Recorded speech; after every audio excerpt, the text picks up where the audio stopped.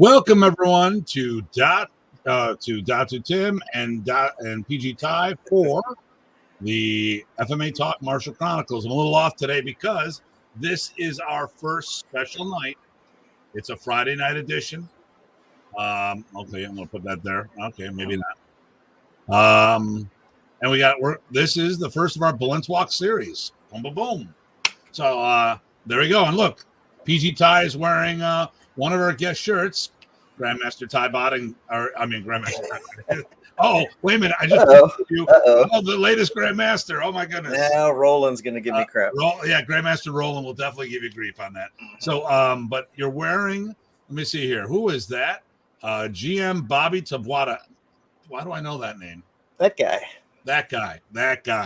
So, but today is the first of our Balintawak series. I'm not sure if this is going to be a weekly. It's kind of like hit or miss, a lot of different things. But before we begin, there's a couple things I want to talk about. Well, one of which, man, he's becoming our newest stalker. Here it is, Frank Schakowsky. He's here every time. I miss Chris Davison. Chris used to be here all the time. Well, Jeremy was stalking us first. Jeremy's the stalker. Yep. Yeah, I think they're rivaling for the number one. And one of these two are going to be the fan club president. I don't know. Maybe they're co-president. There you go. We could issue a certificate. There we go. We'll have a title. There you go. So last week, you weren't here. So we called you on the show. We could, hey, what? Life happens. We know. Yep. And I already knew that you might not be able to make it because of going away. And one of the things we're going to be talking about this weekend is where we went. Mm-hmm. But what we had on the show, and hey, May, how you doing? Magandang umaga. All right. What we announced was that Vulpes Training started the Datu series. And I am proud to announce, because I was chatting with Chris today, his number one seller at the moment, wait for it, double D, Datu's Da. Nice. Okay. So what I want to talk to him about, and Chris, if you're listening, there is the single Da, and then there's the double Da. So if it's Datu, that would be a triple D, Datu double Da. So that's a downsize. It's about a 30-inch blade, or 30-inch overall. So, but you can do double Das. We can talk more about it. It's sort of like the Krabi Krabong. It's the Burmese version of that. But and I want to talk about our sponsors, and Vulpes Training is one of them. You can see them on Etsy. And currently, for the Datu series, there's a 10% discount. And all sales in the United States, free shipping in the continental U.S. I'm not sure about Alaska and Hawaii. You have to check with that. Also, I think he's got a Christmas sale going on as well. Now, I know the Datu series sale, I think December 3rd is the end of that. And if you want it in time for the holiday, make sure you order it as soon as you can. These are phenomenal trainers. We also want to thank the Modern East University as one of our trainers, and as our feature event, the 65th anniversary of Modern Arnis Camp. So that's going to be this May 20th through 22nd. So it is our premier event. So we'll talk about that as hopefully no one gets sick of us talking about that. But listen, so today we've got a couple unique hosts. Well, let's bring one on and let me see. Who shall we bring on first? Eeny, meeny. How about the big guy? Okay, so, and you can introduce him. Here we go. Our new friend, or not a new friend. He's an old friend, but new to the show. Second appearance. Master Rich Parsons. Hey. Master Rich Parsons. How you doing, brother? I'm doing good. Appreciate it. Now you're in Michigan, right? Yes. How's that going? It's doing well here. Although recent reported we're a hot spot, but so is whole Midwest North. So we don't know if it was the recent weather breaks. Is that a killer bee hotspot? Yep. Killer bees. Hornets. Okay. All right. Got to watch out for those. Murder hornets. All right. And then your lineage. Well, Trained with Punong Ted. Yeah, Punong Ted Botting. Yeah, a good, and we have a friend of Punong Ted Botting coming on the show as well. So, and Ty is that fanboy. So, Ty, since you're wearing the shirt, why don't you do the intro? Let's see. Let me read my shirt here. I think we've got someone waiting in the wings. GM Bobby, you over there? You out there? GM Bobby. How you doing? You there? Yeah. Oh boy, Can the internet handle all this guapo-ness at once? it's very shiny. That's right. All right, Craig Mason is on. He says, "Good evening, gentlemen." I don't know who he's talking about.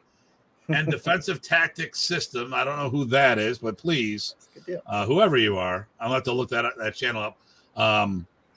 Thanks for signing in. Now, listen, for those who are watching this, if you're watching this live on Facebook and you can't watch the whole thing, check our YouTube channel. Please, always, if you can, subscribe to the channel, like the video, hit the notification button, and by all means, feel free to share our videos wherever you feel appropriate. Oh, it's Bill from Guam. Hey, Bill. How you doing? Oh, my goodness. I haven't talked to Bill in a long time. Nice. All right. So people all the way from Guam. We have people from the Philippines. Not you, Bobby, the other guy. May De Leon is here from the Philippines saying hello. We got people from Canada, which is Craig and Jeremy and Craig. Usually we have people from third world countries known as Kentucky, but I don't think Todd's going to be here tonight. No, wait, who do we got here? Patrick Schmidt. That's a lot of Balintawak. Yep. Almost more Balintawak than you can shake a stick at, but not us. We got plenty of sticks to shake. So how you guys doing? Doing good. How you been, Ty? Hanging up. GM Bobby, how are you doing? I'm okay. It's very good. Good. Jane. So why don't we, Ty? Why don't you tell everybody where we were a couple weeks ago, or Where were we? Not this week. There was this guy. He was having a bunch of people around, and we thought we'd crash it, and then he let us. So I that don't was know really what good.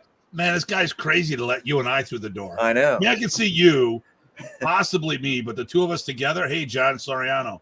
All right, I don't know about the two of us together. If that's such a Well, I think with all the people around to delude us, that was good. There was a ton of people. Who was there? I mean, who's this guy that let you stop over? That's GM. There's a guy, Grandmaster Bobby Taboada. Bobby Taboada. And it was a birthday camp, right? World birthday camp, yes. But you know what? I know why. Leveled up. I know why he had us there. It was a setup. It was a three-way duel. Think about this. It was the June and Paul show was there. Mm-hmm. Jesse from FMA That's Pulse. Right. That's right. And you and I from FMA Talk. That's now, right. There was a throwdown, and I want to tell you something. You and I are still here. I don't know where they are. Do you know where June and Paul is? Nobody's seen them since, I heard. And we haven't heard from Jesse either. So, you know what? All I got to do is say, drop the knife. That's how we roll here on FMA Talk. No, but it was really good. So a lot of my, I have a lot of friends that are in studying with GM Bobby, and I have them partly because of that. One of them's here on, in the group on the side there, John Soriano. So, part of it is a family. We were glad to be part of the celebration and the family there. I am so happy that you coming, Tim and Ty. It's really mean to me, my birthday, and then you come and give a little teach down there. That's really good. Yeah. Well, I got to thank you. I mean, anytime. You know what? It is really hard to find a friend like you, man, or everybody. So. Well, thank you, Manang Bobby. I know, Ty and I love coming and visiting, and anytime you give us the opportunity to share. This is your show. Now, for those out there who haven't been to Bobby's camp, let me tell you something. So, this was a smaller camp. It was only 80 people, which stateside, those are huge numbers. Mm-hmm. When we were at his 70th birthday camp, let me see. I see they put the good-looking guys at the bottom of the screen. No.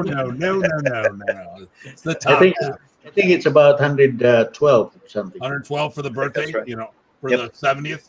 That was huge, and a lot of people there. So I mean, you've consistently for FMA, not Jeet Kune Do, but for FMA seminars, consistently have some of the bigger events in the country, if not the world. Mm-hmm. Definitely in the States. The numbers, I mean, and I'm talking pre-COVID too. So, and listen, Grandmaster Bob, for those who don't know, Grandmaster Bobby doesn't need to give anyone any mat time. He's the Grandmaster. He is the leading ambassador for Balintawak.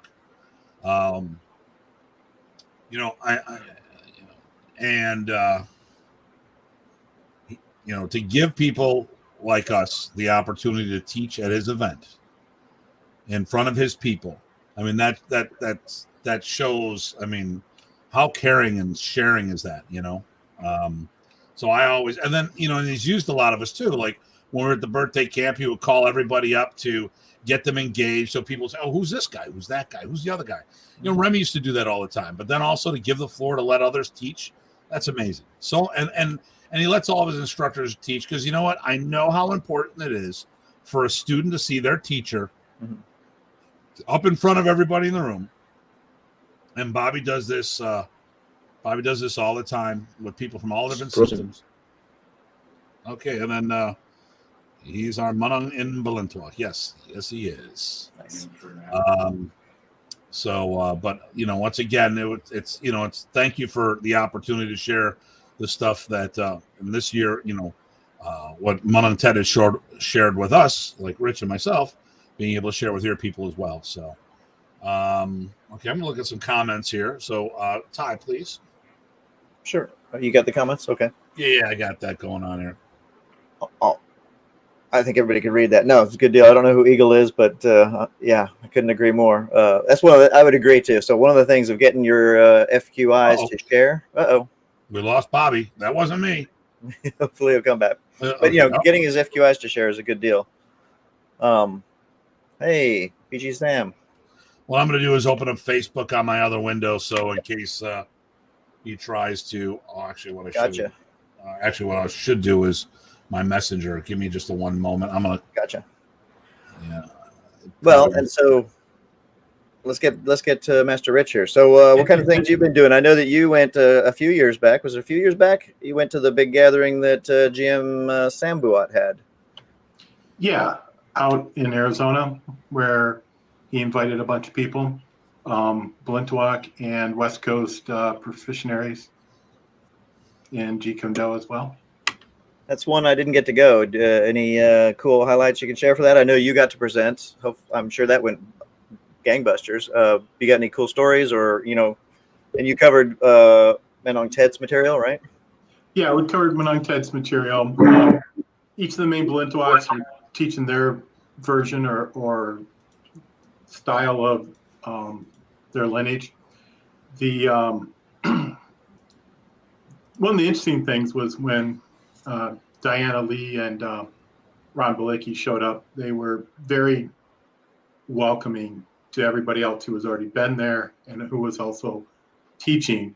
And they could have walked in and said, "Look, we just got off of a set in Hollywood, kiss our feet." But instead, they came in and greeted everybody, worked with everybody, and were very polite, and were just part of the overall organization and show for Sam, which was very nice for him. Yeah, that's cool. And obviously you and GM Bobby know each other as well. Yes. GM Bobby tried tracking me down. We couldn't meet in Grand Rapids one year, so it took us a couple more years to be able to meet at Ted's. And he took me aside at June's event there, and the first one, we had a very good talk. I appreciated him spending the time with me and the information he shared about him, Remy, and Balintawak in general. And so it was very, very important to me. And then lastly, I think we got the overlap so we shouldn't the three-way overlap. We also, of course, I think we went to some islands and we saw each other. Well, yeah, I think we went to the Philippines, where there was Manila, Mactan, Cebu, Dumaguete, which was over on tons of little islands and cities.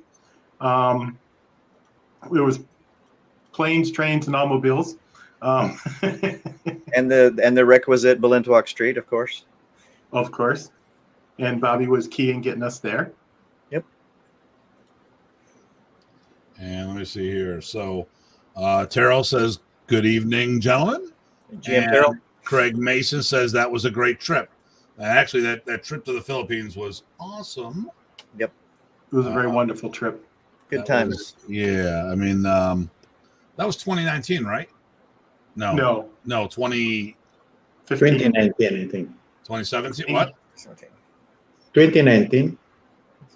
Let me see here. No, 18, I think. 18 or something like that. Because I went, the last couple times I went multiple. Let me see here. I'm actually, as we speak, well, you guys talk. I'm going to be right back.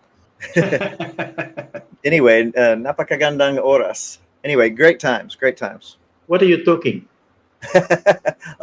Chinese.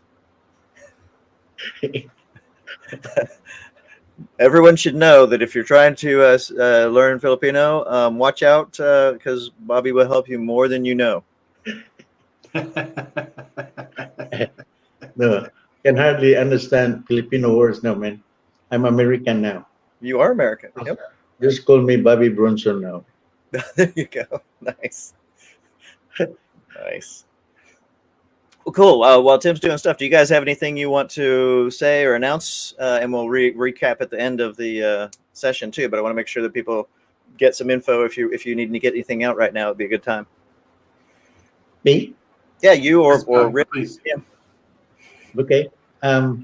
Yeah, we're working this book about my real life story.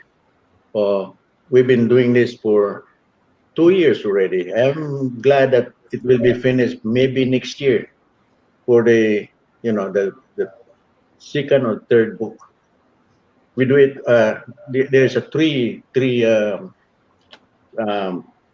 books on this thing. It's too many. Lots of people give a testimony. Yeah. So I'm glad that's nearly done. Maybe 12 months from now. Nice. You'll make a big announcement, hopefully. I'll probably want to get a copy for sure. Not yet. Okay. Cool. That's it. I have to demonstrate it first. Okay. So this was 2016. Wow. Oh, really? Oh, okay. Yeah. That's what I had to double check because Because that's where you made the movie that Yes. Fighting Stick of Our Needs, right? Yes. Well, actually, if you look, okay, we'll get that. Okay, let me get back to you here in a moment here. So I will go back to this because I have some good pictures from our trip. Datu's going to correct the title name because, as you said, how it says Fighting Sticks of Our Niche, right? Oh, yeah. That's turn it to the side. That's bullshit. It's Fighting Sticks of Modern Arnies. So that's the original. So I was originally talking to someone on this, and this is like, oh, that was the Balintawak documentary. That was not a Balintawak documentary. No. Okay, let's talk about this. This was Tim and company's excellent trip to the Philippines. John from Empty Mind Films reached out to me and said, hey, I hear you're going. I go, sure, no problem. Yeah. I go, well, I'd like to go with and, do some videos. Oh, well, I can make some introductions. No, I want to follow you around. So it's sort of like that Fight Quest or whatever, Human Weapon or whatever the show was that they went around. But the difference was we weren't going to fight and we weren't in the way of the documentary. So, but it was, we went to, chronologically, they got it wrong. We really started in landing and training Panantukan right at the hotel. We went to Quiapo, met a bunch of people there. We went to the Cavite to do some Kuntao, came back up, did some stuff with Rodel, went to Arnie's village eventually to meet with Rodel. We went to Negros we went to Cebu, hooked up with Bobby. Bobby took us to Nick's, did some sticks at Nick's. We went to where Magellan got his butt whooped by Lapu Lapu. Mm-hmm. Thankfully because of Manang Bobby taking us there. So we got to go here and check this out. Got up at some god-awful hour in the morning to hop on a bus to go to a ferry and that's a boat, by the way. Go on a ferry to Dumaguete, which is in the bottom part of Negros, which, by the way, No one was there to pick us up that were supposed to pick us up, but that's another story. Find a bus, get to the festival. We're there for a couple hours. Drop Bobby off in the photographer. We go up to Negros, or we go up to Henigran to go visit Remy and Ernesto's grave, as well as spend time with Roberto. Tells us he's not going to be going to the festival. Come back down to the festival. Everyone tells us Roberto's going to be there. No, he told us otherwise. Who walks through the door? Roberto. Do some teaching, do some whatever. Then we shoot back to the Philippines or Manila. And then I think we went to Arnis Village, right. Did the park, did Luneta Park. Luneta Park during the day, quality guys. Luneta Park during the night, freak show and some good guys. A street brawl breaks out with like 30 people. And when they're fighting, we're thinking sticks, knives, Indiana Jones kind of bullshit. No, they're picking up stones and bricks. It rhymes with sticks. It does. And then somehow end up on a flight home, and they let us back in the country. Woo. With all the weapons we brought back. Yeah, you didn't bring it. Oh, yeah, here we go. Wait a minute. So first of all, we got some people here. So, yes, 2016, which we already figured out, Craig. And yep. Bill, how you doing, Bill? Nice to hear from you. Hey, Bill. Okay, good job, PG Ty. Now, here we go. Now, here's one of the people we visited in the Philippines. Yep.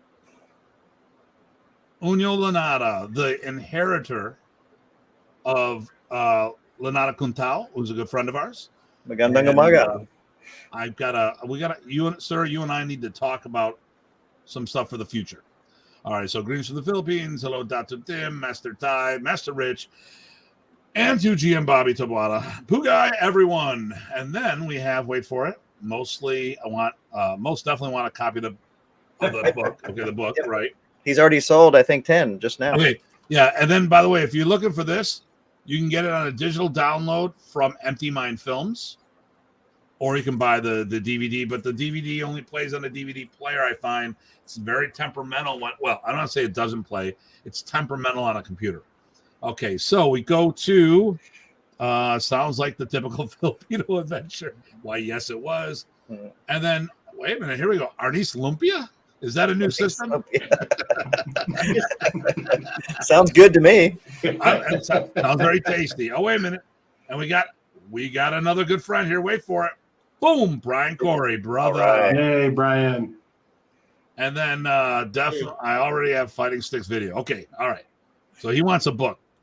There we go. And I owe someone a forward for their book. We'll get into that later.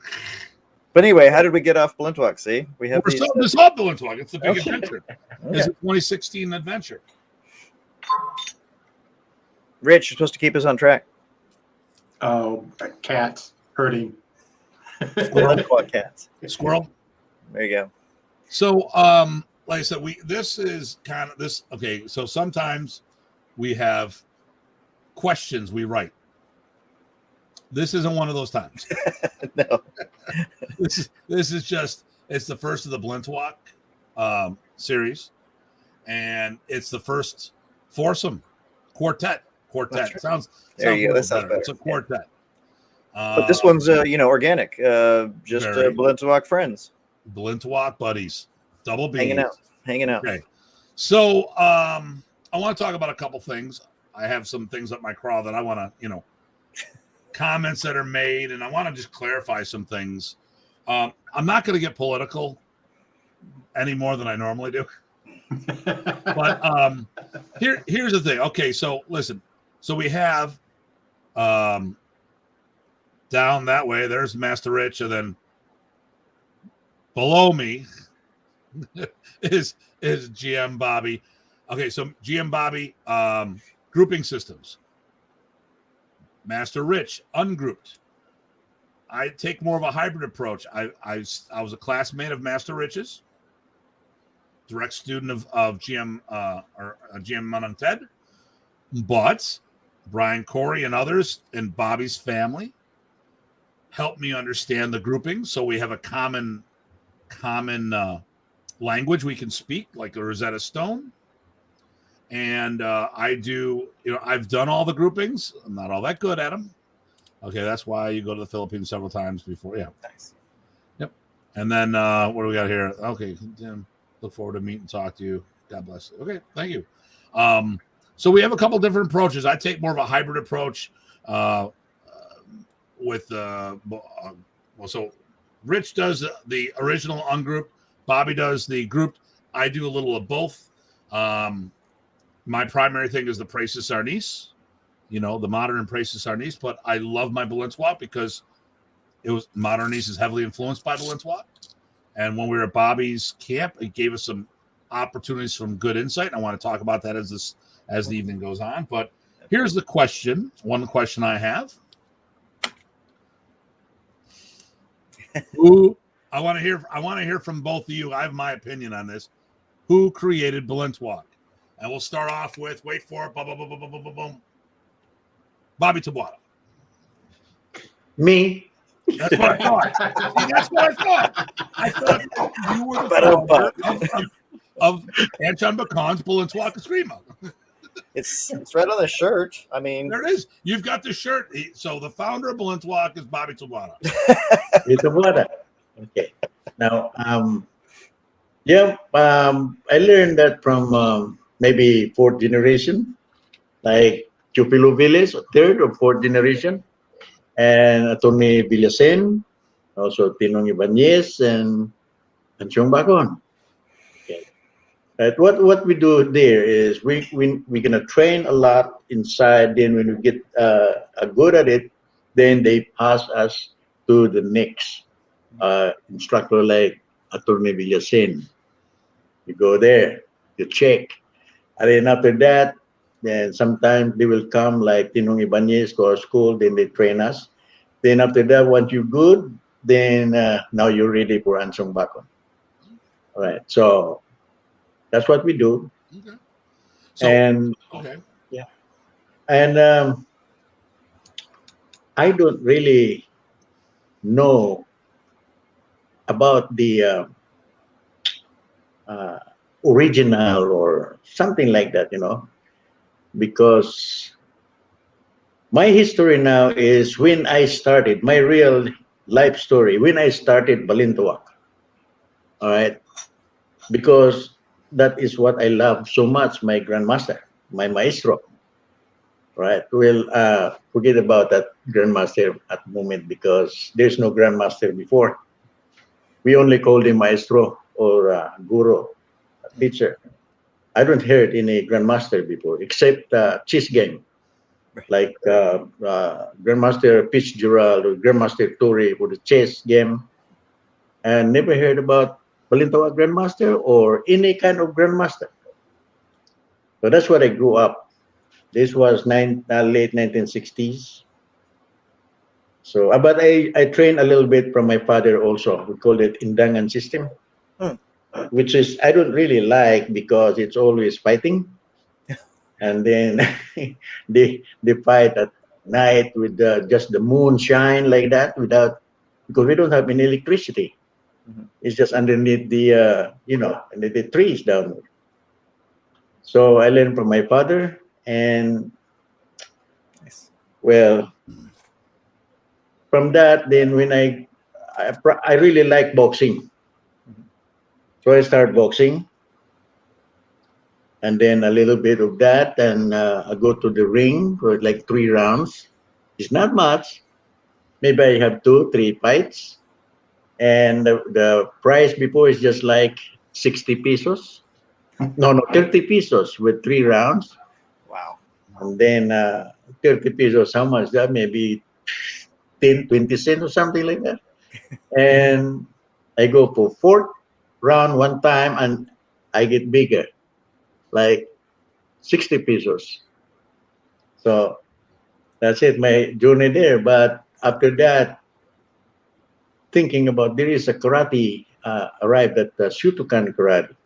And I saw them practicing outside and just jumping with that little ball that they hang in and then do plank kicks. I like that plank kick so much. That's why we practice that, and we just read a book, a little book, and then we read that the Shutokan that we practice, and then we found one instructor. I forget his name already. It's too long time already. So we practice that. Then I'm good to that. I thought that was I can make a lot of money because it's new, like karate. You know, people loves it. And then, well, when I found out it's only troopies, a little troopies, and you know, so I stopped that too. But I keep doing it because I like it. So then go to Balintawak. And Then you my- said you said you were, you know, you had original instructors. What was the order of the, who did you start with in Balintawak first, and then who did you go to next and next and next? Yeah. I'm working at the time in the admin appliances, which is like a janitor, and then some cleaning up the air conditioners, and that's why we delivered that piano. Hmm. Delivering piano, refrigerators, or anything, TV. I know how to. I know how to fix uh, uh, antennas, parallel antenna, inline antenna, or something like that. You know, and I know how to do that without going to school. Mhm. And then cleaning the conditioner and just actual thing, you know. And then delivering piano. Actually, my delivery partner before is Undo Cabone from La Ponte. Oh, from yeah. Oh yeah, we delivered together piano. Yeah, Small world. we delivered piano. Three of them at the top. I'm at the bottom, only one, just me. Hmm. Because I am a strong guy, right? So at that, then sometimes we drinking outside. Now I just telling this because it is real, you know. Outside that appliances center during afternoon, like 5 o'clock start. And then here comes Bobby Tabimina and Chito Billis walking down, you know, because that job that I have is just near. I didn't know that it's just nearby the Balintawak International. Right?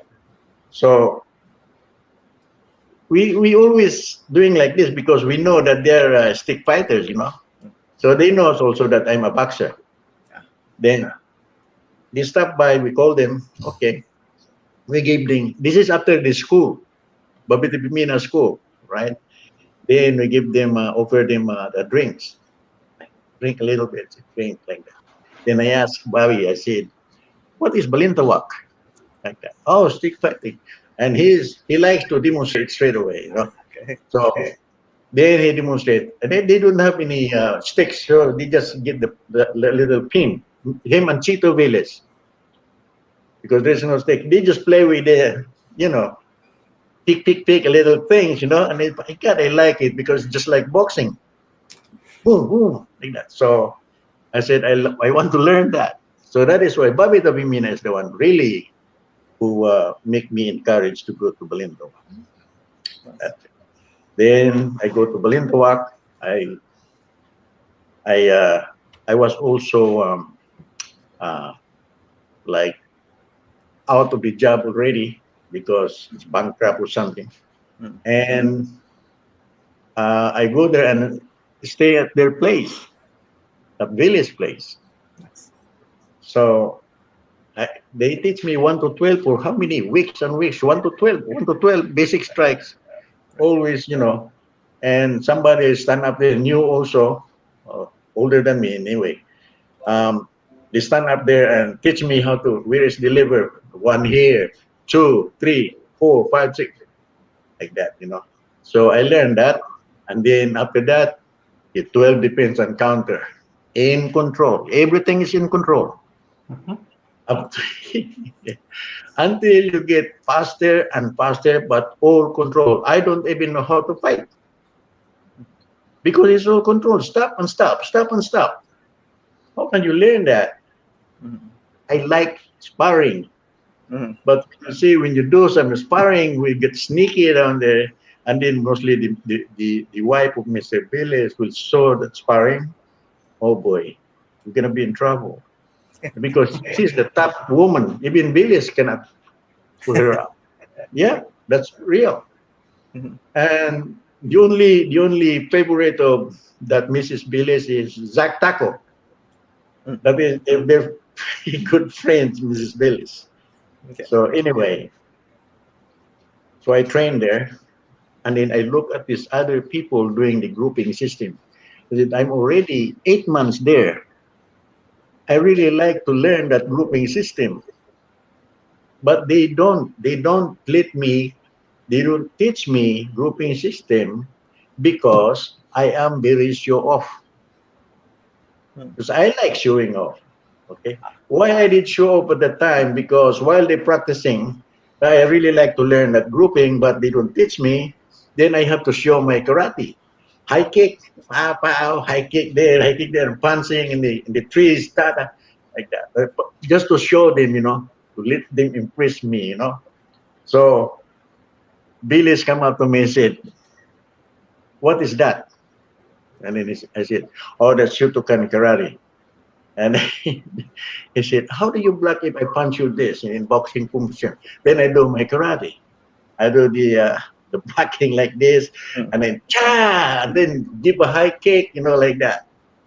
And sometimes I stay my foot at the top just to show off, and then take it out quick like that, just to showing off that I have a good kick, a side kick.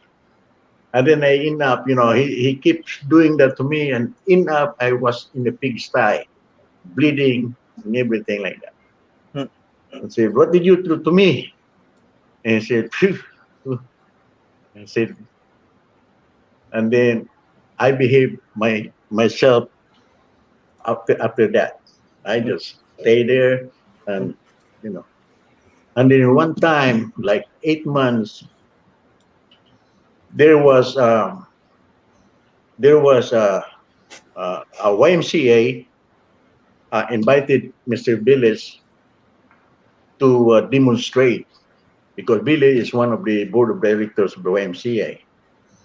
So I did. He committed it, and that is for the next day, like Saturday. And then he come home. He tries to find people to partner with him. His partner mostly is Dr. Bin Marapaw, left-handed Marapaw, the critters guy. He's a really good friend of mine too, because he knows everything, the grouping system and everything like that. He knows that. That's why, maybe because they're paying, I did not. That's why they told him. I'm the poorest man in that thing, training there. And then he look at where's Bin Marapaw? And everybody goes there, he's just putting their head down like this, Otherwise, if they go, they said Bin Marapaw is out of town, he's in Bohol. Oh my God. Once I need them, they're not here. Where are these people? Like that. He was very upset because he committed it, So now, every time he look at everybody like that, and I can notice that they do like this. They don't look at him, otherwise they're gonna pair with him. And we know how brutal he is, My God, man, that's the time that I'm just so lucky, or just miracle for me. Why I say this? I said, why don't you pair with me? Like that. And then he looked at me and said, what can you do? I said, just demonstrate, just hit me any way you want. I just block myself just to show the crowd that how the Balintawak fight, like that. Hit me any way you want. Okay, prepare for tomorrow. Like that. So there's no rehearsal. I cannot sleep that night because I'm scared, and then the next day we did go there, and he said, we're going. They announced, okay, Maestro Chupilo Billis and his dummy. My name before is Dummy, not Bobby. So, God, man, once I step on that floor at YMCA like a basketball, a big one, like a mini coliseum. My God, man, I was so nervous. I feel like I'm walking in the air. I just, oh my gosh, what's happening to me? I saw the crowd the first time I demonstrated with the master, my maestro. So we did go there. We bow. We don't know how to bow before. We just do like this. like that. We don't know. There is no bowing before, right? So now we face each other. We go bow, and then we bow the crowd like that, and then it starts. And then the basic before is this, just basic. Basic. It's not there yet. It's just basic like this, right? So he said, "Are you ready?" I said, "Yes, sir." Okay. Then he started giving me. I got. I know I did really good myself, but he thinks that I did not. Right. I was not there, really. My God, man, it's different. Mostly when there is lots of crowds in it. Oh boy, he hit me one time in the head, man. Pow! I can feel like all the blood coming down inside, like that. So I wake up. Then I start blocking it. I just blocking quick now. I just wake up, and he keep playing and then hitting me hard a lot on that. Right? So I did really good because people are applauding. People likes to see blood, that not choreograph. Billis doesn't like choreograph. Then there's the time because he cannot hit me anymore. I found it out, how to block it. Perfect. He hold my stick, hold like that. Then I hold his hand also. And we end up doing like this in the crowd. And then he is very quick. He just move his hand, right hand. He transfer at the back like this. He transferred that at the back here and use his left side and striking me all over my body and face until I drop down and slimy blood to the ground. He transferred at the back, that's why I put that in my shadow fighting form. They think that is only time. No, I just get it from my grandmaster how he transferred. Okay. Which is really really useful. Okay. And then people are coming down like very hurried. They're shaking hands with Billis. Oh, sir, that is really good, really good. And everybody's looking at me. They go, oh my God, look at what happened to that. Oh my God, oh my God. That's what I get. But I'm very happy because the show was, it's good. I did not wipe my blood just to show everybody. I'm show off. I was partner with my grandmaster, like that. And all our students there was watching. I can feel it like good on you, something like that, because I am very show off. And when we get home to the school, sitting down in everybody's chair, that was really nice here. Oh yeah. And then Billy said, that's the guy I want. I like that. Performance really good, I'm just smiling here, like, oh my God, I was very tough guy now, He said, what happened to that? Why you did not block it? I said, because you're holding my hand. And we end up doing like this, and then you transfer your stick underneath to your left side, and then hit me. I cannot do it anymore in your left hand. And he said, once I hold your hand, do that grouping, group one, lifting and clearing. You lift and clear like that. I said, I have no grouping yet. Right. And he called up Chito Village. Chito, he called up Eddie. Eddie, you did not teach Bobby grouping. And then Chito said, you're the one who told us don't teach him because he is very show off.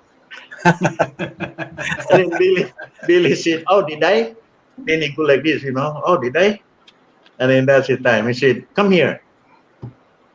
If I hold you here, lift and clear. And he thinks that because I really like to learn with it. And then that night, that group one, the next day he come, and every day, every morning he come to my bed underneath, only bed like plywood, always sitting and talk to me. And then after talking, we go to the practice area and teaching me the grouping system for a long time also, like that. And then he said, okay, teach someone now. I teach the people there, some people there, the old people there. And boy, most of them left. because they don't want to be hit by a new one, you know, something like that. And then, boy, I said, how many people that live in the school? Hmm. So that is why. But after that, Billy said, he called everybody. He said, I don't mind if I only have one student, but good quality. Mhm. That makes me big, heart now. Then I keep teaching, and then my teaching is good. There's lots of new people coming, and they are now my students that are inside. And now all those old people are coming back, and then now I'm teaching them that they're already like a little behind. See, but Marapo is always up because he was a village student. Hmm. So that is my thing in a village clan. But we learn a lot. You have mistake if I strike like that shadow fighting. If I do that, they gonna cut your head off, man. Every time you get mistake, he will call you, come here, and then did this thing. How did you do that? Bump and hit you straight away Mhm. with say nothing, and then he will say, "That's what you get when you do some other thing." They don't let us practice of anything. It's just follow the Balintawak way, Mhm. which is the grouping system. Hmm. Grouping. So we stuck to that grouping system. Sometimes um, we make it sometimes like a fight, but really for me, it's not a fight. Right. You only training yourself, guiding you. Okay, there's a like a progression. What Mhm. about if I hold your hand? So Mhm. depthing and clearing. How about if somebody is doing here and butting you to the head? That Mhm. is lifting and clearing with head movement. That is moving your body now. And then group three is preparation for your body flexibility, training your shoulder. And I only showed three, one, two, three. I haven't seen that to anybody yet, or some of them that I have teach that controlled already. Hmm. Through the clipping and to the eye strike, eye poke Okay. from blood to straight to the eye, and that is the variations of everything on that. Nice.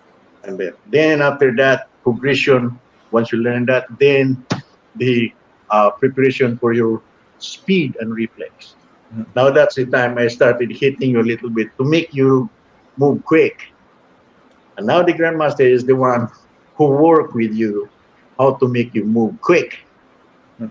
right? Because sometimes there's, I will make you to move quick, Mhm. and that's my job. If you do not make quick, then that's my problem. I'm no good. Hmm. So that I have challenge on that one, a lot of it. And then now, once we read that, then training with the group five, like using the punch now, Mhm. punch, right? And punch, punch. We used to be using the knife, Mhm. but because of there's lots of accident, because sometimes we don't use really knife, dull knife, because that's not real. Even just practice, you see. Mhm. So they use that knife. Instead of knife, just throw the punch. Hmm. Punch, block, grab. And there are lots and lots of variations on that once you get the basic. It's not just that, all right? So that everything the show, I like the way the show, like, it was, whatever you had, the sound, the dropping, the cutting of the stick, that's very important. Mhm. Then I put that method to my brain how to make it work. Learn how to catch and learn not to be catched. Like we play your grouping. Mhm. When you catch my hand, I don't want you to catch my hand. Bam, no. The other side. I just have to, that is my practice myself because I have no more instructor. So it makes me good because I always tell the students, strike quick. Even mine is slow, make it yours quick Mhm. so that I will become more faster. How can I become more faster now? Yeah. It's just because of my student. Yeah. It's just because I told him, hit me quick. Mhm. And that's my job. See, when I strike, you just do like this, right? When I strike you here, when I come back, I move you hit back also, just to practice myself, hit back also, just to practice me all the time, not Yep. just bang, bang, bang, bang, bang, bang, Mhm. like that. So Nice. that is why. And then they have this. Okay, they're talking about like fighting, like real fight. Okay, real fight. I hear that before. That was around 60 years ago, right? Hmm. I hear that there is a fight for this. I know Tinong Ibanez fight with the other guy. That's a knockout or Ansung Bakon also. But I never seen it. Never seen one. Hmm. I have lots of fights. Fights could be like this. It will happen all the time. Because sometimes somebody will come at your school and try to look at, and then they think that they're really good, and they will try. Can we have a change ideas? That's about ideas. Can we have a friendly sparring?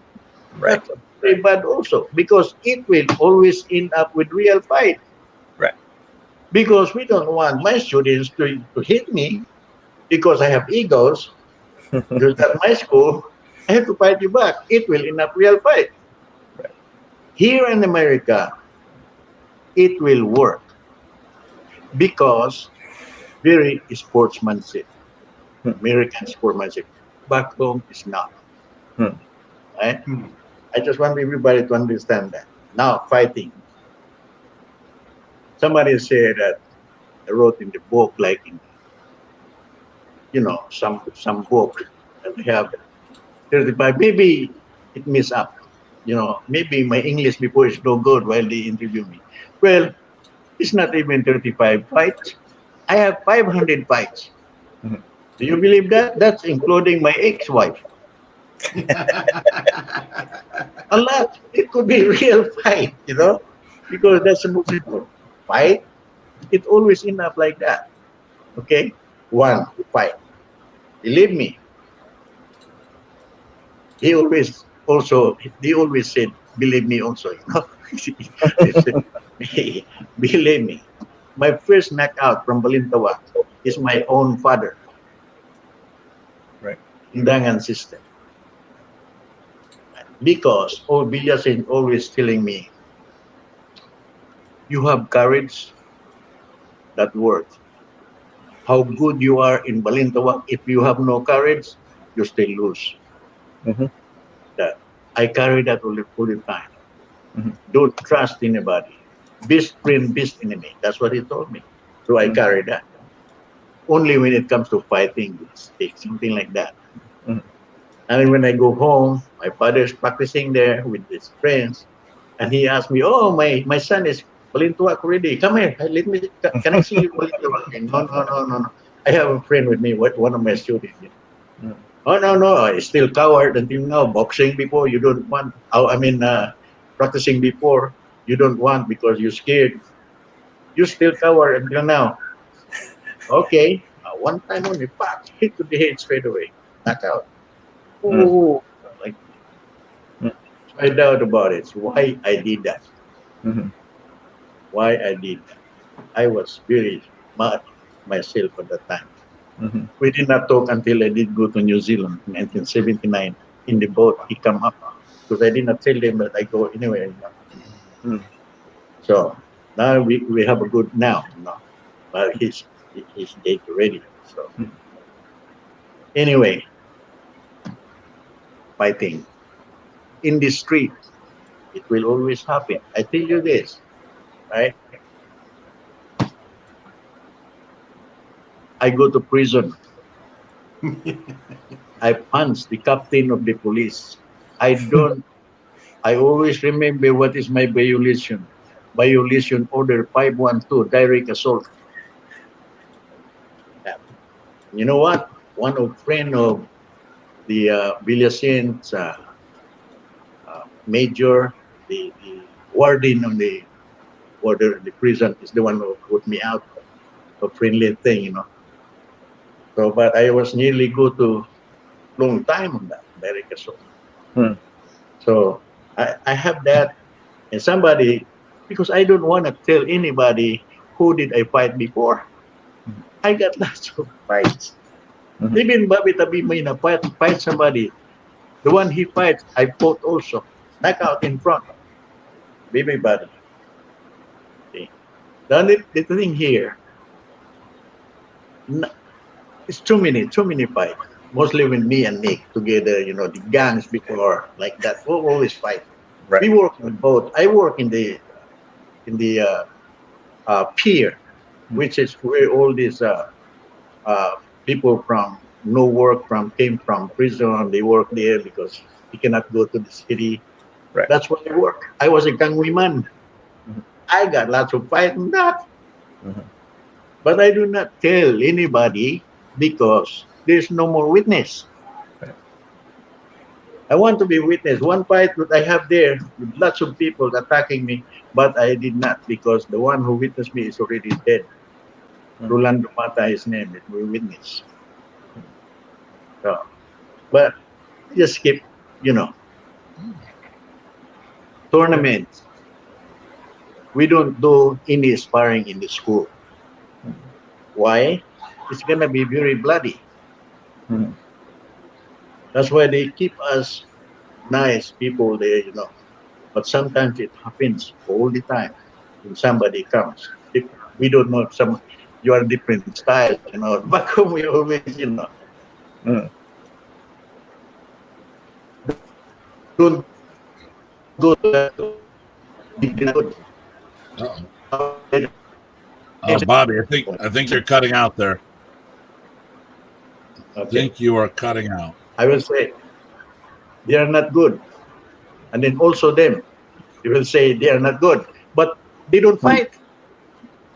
Grandmaster won't fight. They're very good friends. Kakoy Cañete and Bilis. I have a good friend. We're very good friend. Kakoy Cañete. Everyone, good friend, right? So fight, it happens right there. It happens. But I don't say when. But one day you're gonna try that one day. It's sometimes it's scary. The one we've thing had a that few. We've had a few people say hello to you. I want to make sure you get these before the messages end up being hidden. So first of all, we have a hello from Reno. Hey. Hey, Reno. Hey, From- Bugay to all. So walang alamang. And of course, we always have defensive tactics, old school tales of FMA training. And then hello, Paul. everyone. Paul is on great listening. GM Bobby's experience, authentic, real deal, humbling. And then we also have Joe. Joe, this is amazing. Thank you. Very good. And then we have Terrell had to take off. He had to go to work. Hetty from the Philippines says, Maganda umaga po, Pugay. Walang anumang. Brian Corey says, move quick on that one. Heard that once or twice. That's right. Move quick on that one. Yes. And then, of course, Hetty, once again, Manila, Philippines. Yep. Because we met her at Ronnie's demo when they had us do the demo at Ronnie's. Yep. Last trip. Right. And then Alex Omaza has chimed in. So The lovely and talented Alex Ormaza. that's yeah. when you know, this the best part here is we're staying in that place for you know, scrubbing the floor just to get my lessons for a long time. And I'm just like the son, one of the best son of Billy's brothers and sisters. Sometimes we have arguments, but that's nothing really to me now, you know. And one time, this is the really happened my journey. They're making a book. They were there, the Jubilee Singh, Janet Chuten, Sambot was coming at the time, and everybody was there. They want to make a book for Balintawak. But I'm thinking about how can we do this thing? Nobody will produce it. Maybe some, but at that time some is new. But they have a problem. Who is gonna produce? Me myself, I told him while I'm scrubbing the floor. I told him, sir, I will be the one who will promote this art worldwide. Mhm. I'm just joking. It's true. I am just joking. Hmm. And I can see their faces like dreaming, something like that, you know. But it comes true, man. And that's the journey of my thing. How did I do this? The whole thing without education. That's the hard part. Without education, I don't know how to teach this. Step forward, backwards. I don't know how to speak English. How did I do this? I just have a talent how to guide people with just using my hand to counter black and counter. I just using my hand while you're doing it. I just have a talent on that, and I give a credit to that guy who brought me to New Zealand, really. And that's the hardest part in the airplane. What am I going to do there? I don't know how to speak English. How can I teach? 8 months I did not teach. Right. I cannot teach. So we just show demonstration, but I did not teach because I don't know how to speak English. No, this is perfect. I love that story coming up. But I want to ask the same question too of Master Rich too. You know how he got started. But no, Bobby, that was a lovely story. It was entrancing. Thank you. But Master Rich, so you're trained with Manong Ted. How did you get started? Surely you didn't get beaten up by Manong Ted. Oh, that good. No. He used control. So he's very long enough practicing Balintawak with Ansiong for a long time. I wish I could train with him too, you know. But no time. No, I haven't met him yet before. So at first, when I go to Dan Inosanto School, this is 1991 something, and I asked Dan Inosanto to ask for Ted Boot's phone number. So they give me. So I call him. At that time, I cannot speak properly, you know. And then Ted is speaking English, you know. Oh my God! Just say hello, you know. Kumusta? Hello, just like that. And then okay, thank you very much. And I talk to you now. So I put on the telephone. Now somebody called that I was pretending that I'm Grandmaster. Who is that guy? And then I said, I'm not pretending Grandmaster. People call me Grandmaster. I'm not the Grandmaster. It's just the stories come out like, Yeah. why I become Grandmaster? I have no student at that time yet, foreigners or anyone. How become Grandmaster? So we're talking about that Grandmaster also. Right, Grandmaster. Now I found out, oh my gosh, I'm a Grandmaster. Right? Even yourself, you have produced people, and then that people had produced also, that he produced is your, if you put it this way, family. He is your grandsons, and my students is my sons, and then I have a grandson's I'm a grandmaster, right? So that's what I call it myself, like that. But I like it too because name grandmaster is nice to hear, you know. Showing up again. But being a grandmaster, make it sure that you deliver, you promote the art worldwide with education. Without education, promote the art with your skills and your good example. That's all I can say. Friendship. Yes. That's the only thing that I do like this now, you know. That's how I got started, was friendship. We create people, how to make people, you know, because who am I anyway? I have a big stomach before, I have no hair, and this grandmaster giving seminars here in 600 people at Dieter Nuttall, the first second thing. Then who am I? Grandmaster Bobby Taboada, big stomach and no hair. And there's some people, different kinds of martial arts down there attending on that. So maybe they want to see me, oh, I'm going to try this guy. It will make happen, but it won't, because me, I always go and shake hands. Even I don't talk much, but I shake hands, everybody. And then demonstrate. That's it. Then teach. It is hard to promote the art, to make them impressed. I mean, there are lots of Hollywood type that I have, but very understandable, and I want to make it sure it's explosive. And that's the one the people like, the explosiveness, and make them understand. So that is I cut out there for a minute, guys. I don't know. Can you hear me now? Yeah, we can hear you now, Tim. Yeah, something's going on with the system here. So, that's why I say, I wish my grandmaster, they're still alive today, watching us promoting the art of what he teaches us. I wish I could do that, but only one that I can wish is telling them myself that I will always help everybody that needed, like the sons of my grandmasters. Chito Villas died, putting up all these things and everything. And then after that, 2 weeks after that, the brother died again.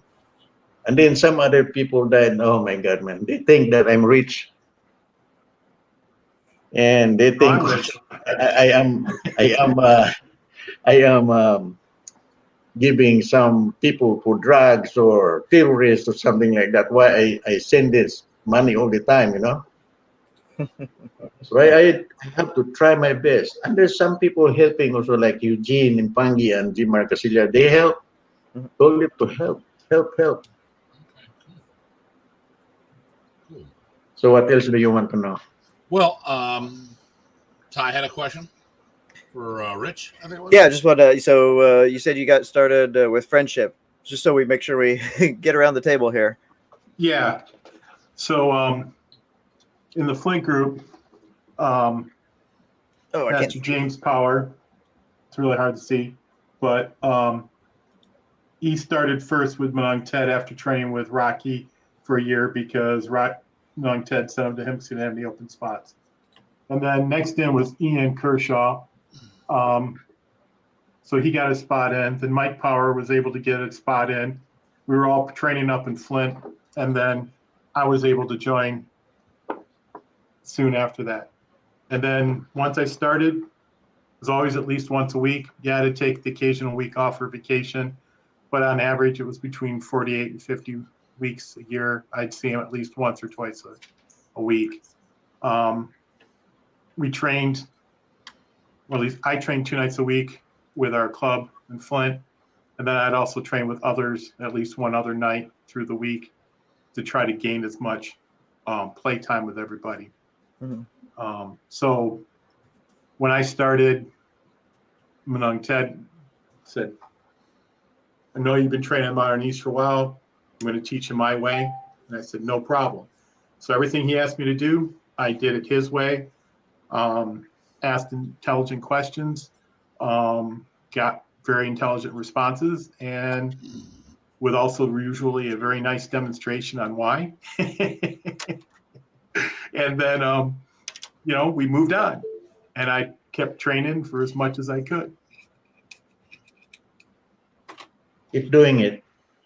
Yeah. Did he push you hard, or did he push you in your head, or what was the ways where he was really trying to pull the best out of you, like, Jim Bobby was talking about? So he would give me homework, and that homework would be sometimes, oh, when you go play with this guy in Flint, do this, see what his response is. And then when you go play with this person, do this and see what their response is. And then they would go see him that week or the following week, And then they'd be like, hey, Rich was doing this. And they're like, well, what was your response? And if they didn't respond properly, he would go that over with them, what they should have done. And so he was pushing me that way. For about 6 months, once a month, I would spend at least 15 to a half hour of my hour class going through Abecedario. This is after training with him for many years. And he's like, Rich, why do you keep reviewing this? I said, I'm watching you teach. And he went, oh, okay. So he goes, now you teach me. And then that changed. And so he only did what I told him to do. So I had to get down what I had to teach, how to teach, demonstrate it to him. So if I made a mistake in the demonstration, he made the mistake. So it was very good to get that piece. When Dan Anderson was coming in on one of his couple of visits, he'd done a class in the morning, was doing a seminar at Jay Spiro's. I was at the seminar. Jay goes, hey, Rich, work with Dan on Abecedario. I said, no problem. And all of a sudden he goes, that's it. Calls over Jay because I was guiding and moving around with the left hand from the teacher's side. Wasn't necessarily doing the preferred techniques for sparring or fighting, but the preferred teaching techniques to get the student in the right position to help guide them to learn easier. And so those were the ways that he pushed me, was, allowing me to work with him and others. When I went to him and asked him, I said, hey, there's a group in Penn who wants me to teach Balintawak seminar. He said, okay, what do you want to teach them? I said, I'm going to teach them these 3 things. We're going to go over it for about 4 hours, and I'll work with all of them individually, but I'll teach it as a group. And he's like, great plan. Tell me how it works out. Then I get a call from Rocky. It's like, hey, Rich, you can't publish this. TED doesn't allow people to teach seminars. I went, Rocky, I said, I don't know the situation between you, but I asked, and he said yes. There you go. There you go. So, and the first thing he did when I got back is, how'd the seminar go? And what'd you teach them? And what were their responses? So it was a very positive pushing relationship. One of the other students had been training for a very long time, probably 4 or 5 years longer than I had. Showed up early for his class. We come down and he goes, just move. Ed says, he says, when he gets down here, he says, just move. I'll make you look good. And I'm thinking, okay. So as we're moving around, and I went, oh, late. Oh, man, that sucks. Oh, man. And the guy just starts laughing, and he goes, you look great from this end. He goes, you're calling yourself out in front of me? He goes, there you go. I go, it's my class. I want to learn. Said, I'm not worried about looking good for you. I want to make sure I look good for myself and do it better. And he was like, very good. And so then we went back and reviewed some of those that I was obviously late on at full speed. And we practiced them. And then I went home and did more homework with him. So when he was, when you know, as you got up through him, you went through, we talked a little bit already. Jim Bobby talked about the grouping system and how he got started on that. Can you describe a little about how you get started and what would be normally called the ungroup method, just because, by comparison, anything you want to draw attention to? Well, yeah, he used the terms of Abecedario, Seguidas, Carretas, Lances, and Quintada. So Abecedario is the basics, right? ABCs. Right. So this is where you learned 1 through 12, learning the counter strike, your body positioning, your weight, and so forth. Mm-hmm. Seguidas was out of order, and he taught it in 2 steps. So at first, he would skip, but always going up between 1 through 12. Okay. Okay. So therefore, you never had to go backwards. Then once you got that down, then it became more random. Okay. Okay. So then you could go 2, 6, 1, 3, 9, 4, and so forth. Then they would teach you a single, as he would call it. And the single technique could have been high chair, could have been takas, could have been sabli. Okay. So he broke it down to just a single technique. Then he would say, okay, now I want you to put that into the mixing bowl. And he would go back to Sagitas because that's your mixing bowl. Okay. So after a while, I said, particularly after working with him, with learning the teaching, I said, isn't that like baby Karatus? Because you're really not in full Karatus yet. You're in that transition period.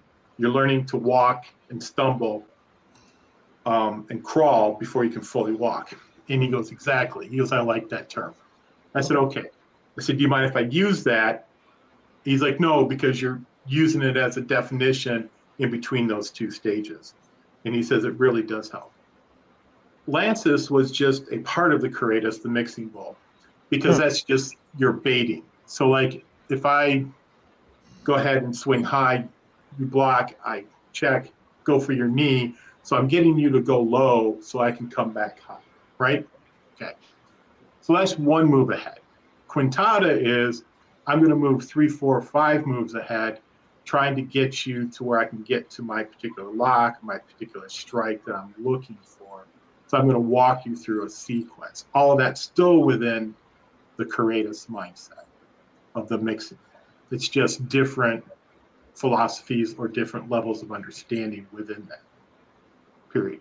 So would you say that the non-group method there that you're talking about, I guess, would be, it gives you a problem to solve and keeps on giving you different problems to solve. And then maybe eventually, if you guys start having a conversation, right, that's then a whole nother stage.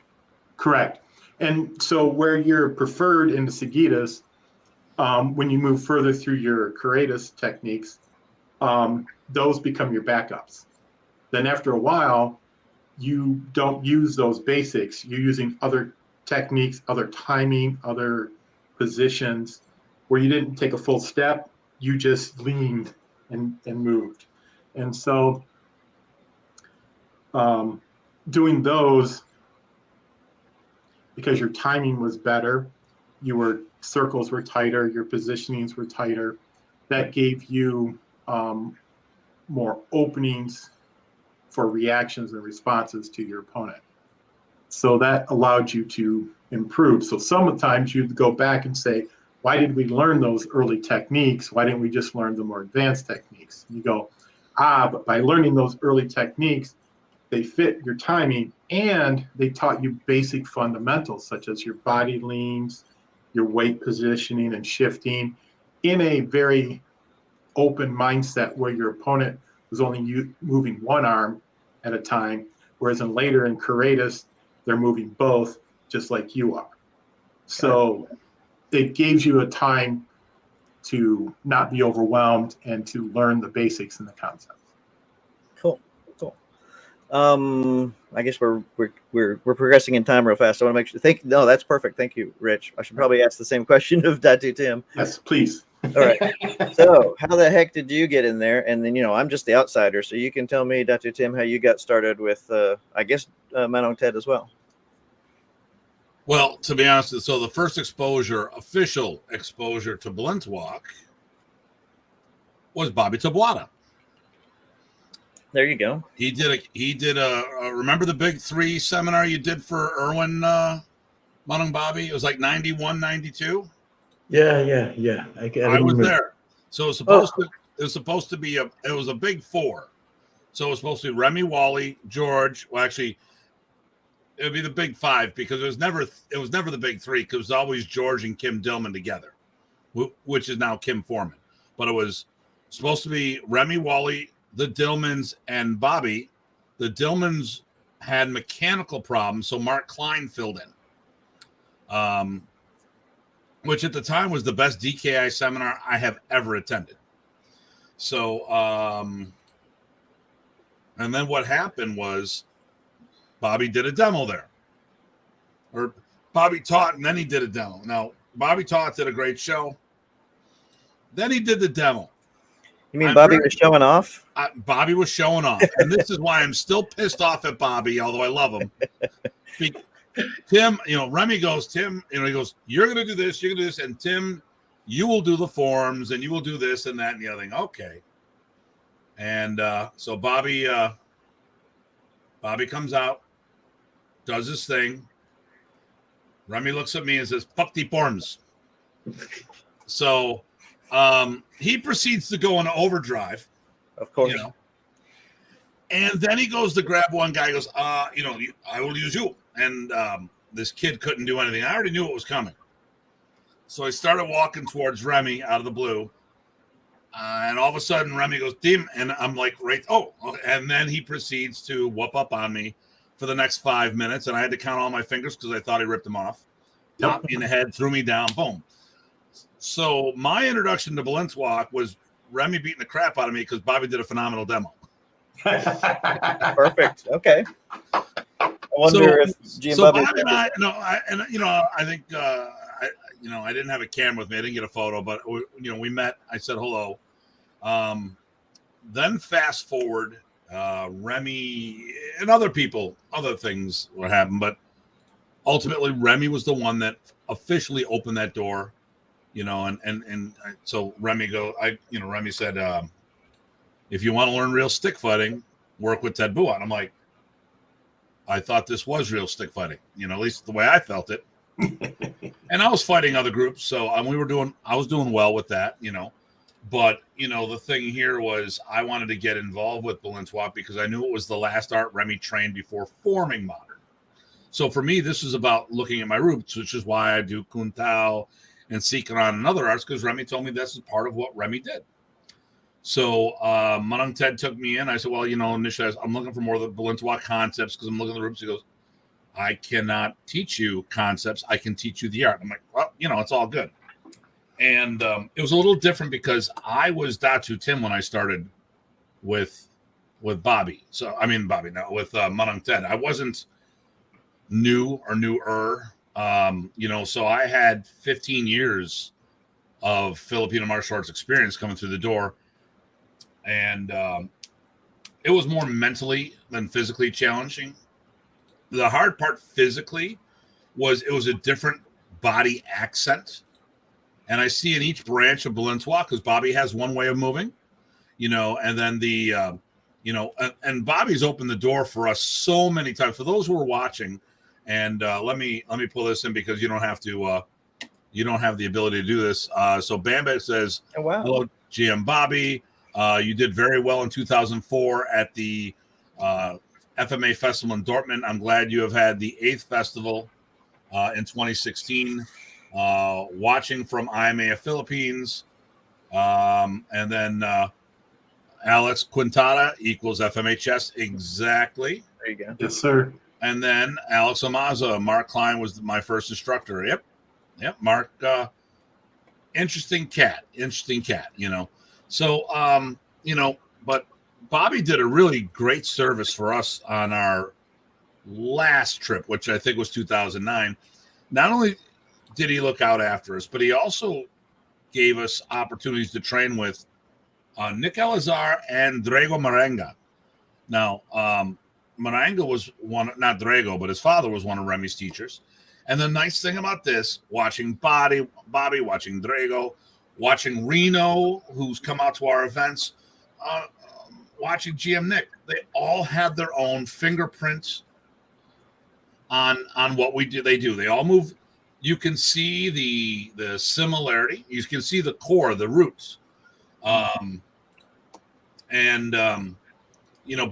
the thing here is, you can recognize Balintawak with a little different body accent, which is really cool. And, for me, that was the hard part, was getting that mechanic down. And, and like I said,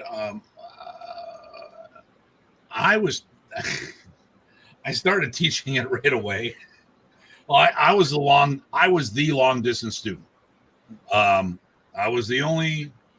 Here's where it's going to get political. I was the only active long distance student. I don't consider seeing someone twice being a student. Manang Bobby, if someone came to you for 2 visits, would you consider them one of your guys? Not yet. No. So like in 6 months, they see you twice and then you never see them again. Years go by. They're not with you, right? No. No. So Okay. I'm not going to mention the guy's name. We're but just friends. friends, exactly.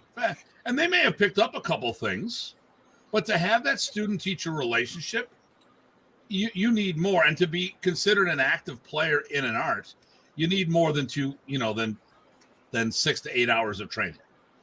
So, where was I going with this? So, but, we got involved. We went around and, okay, hello from Wolfpack. Thank you, Marshall. And what happened was I would go out on seminars, and a lot of Remy's moves came from Balintawak. So I would do the modern move, and then I would say how you would do it in Balintawak. I wasn't teaching a Balintawak seminar. And then George Ellis. Hello, George. So eventually what would happen is I'd go away and I'd have to rearrange my schedule because I was going out. I would go once a month for 4 hours, so I would average the same hours that everyone else. And that was a 9-hour round trip for me. And I used to go visit somebody halfway through, but he kept me out way too late. And I decided to go out and back in one day. So I'd get up in the morning, drive through Canada, 4.5 hour trip, train 4 hours with Manang Ted, and come back. And that gave me my Zen time to think of what was going on. But real quickly, I was teaching the material as it relates, like this is how we do it. And then eventually what Ted would say, so you were where? Sweden. Did they like it? Like what? Well, Balintawak. I wasn't teaching Balintawak. Tim? Okay, they love the Balintawak.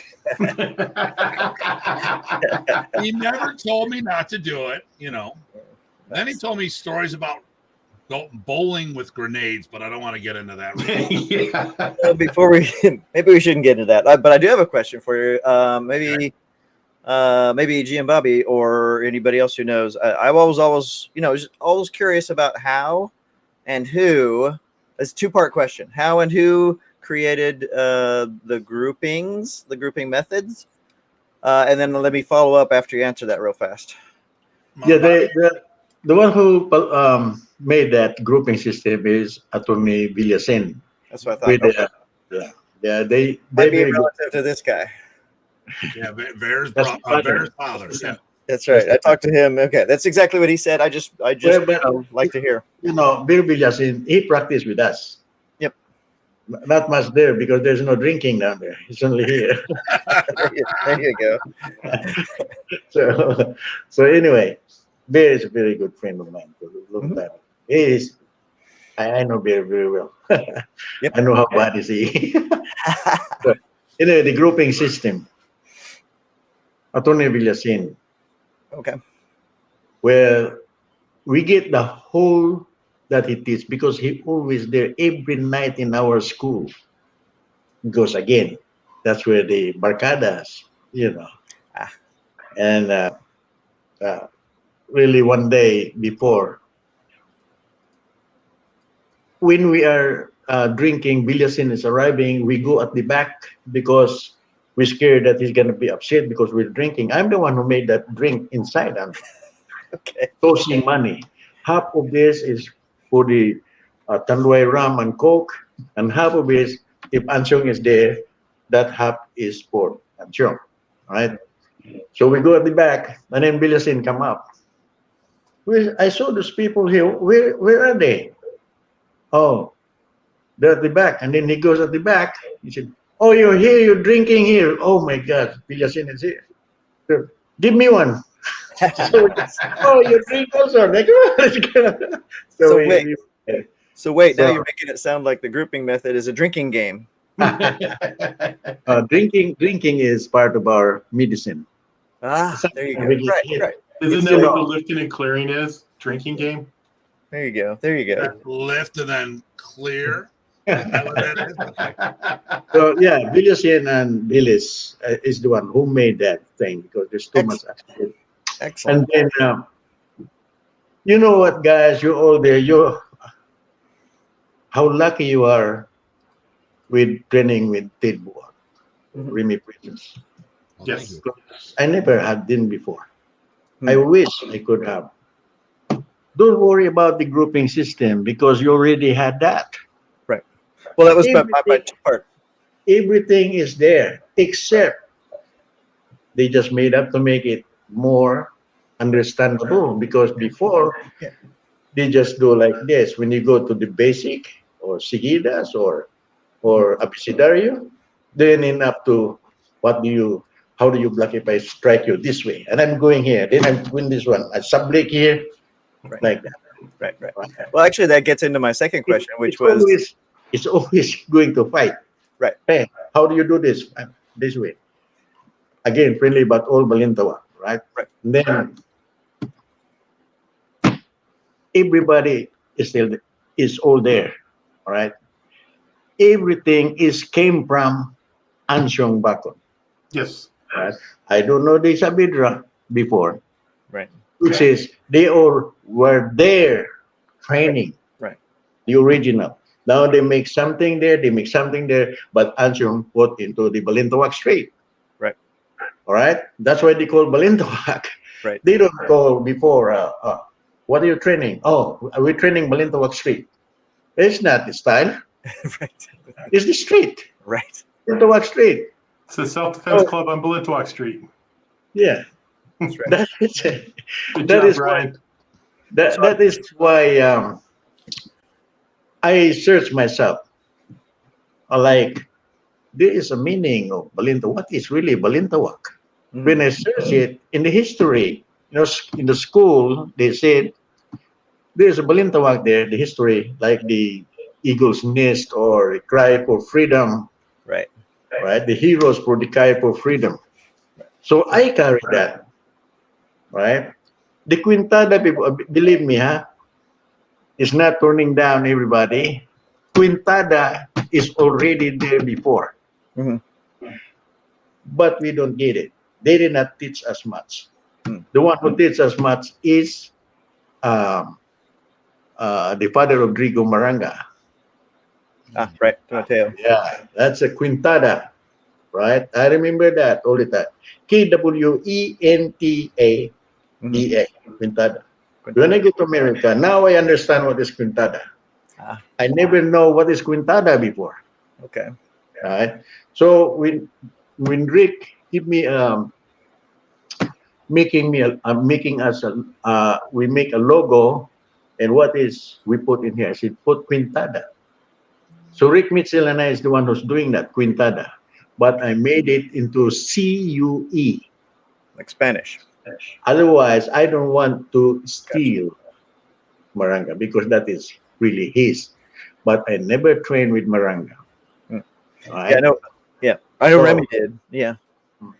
So I did it myself. What is the Quintada? Oh, Okay. when I talk with Hickson Gracie, what's Hickson Gracie? We talk about it. Really. Quintada. Okay, what is it? Mine is like a chess game. Okay, yeah. Okay, chess game. Think to the next move. Think ahead. Mhm. Like that.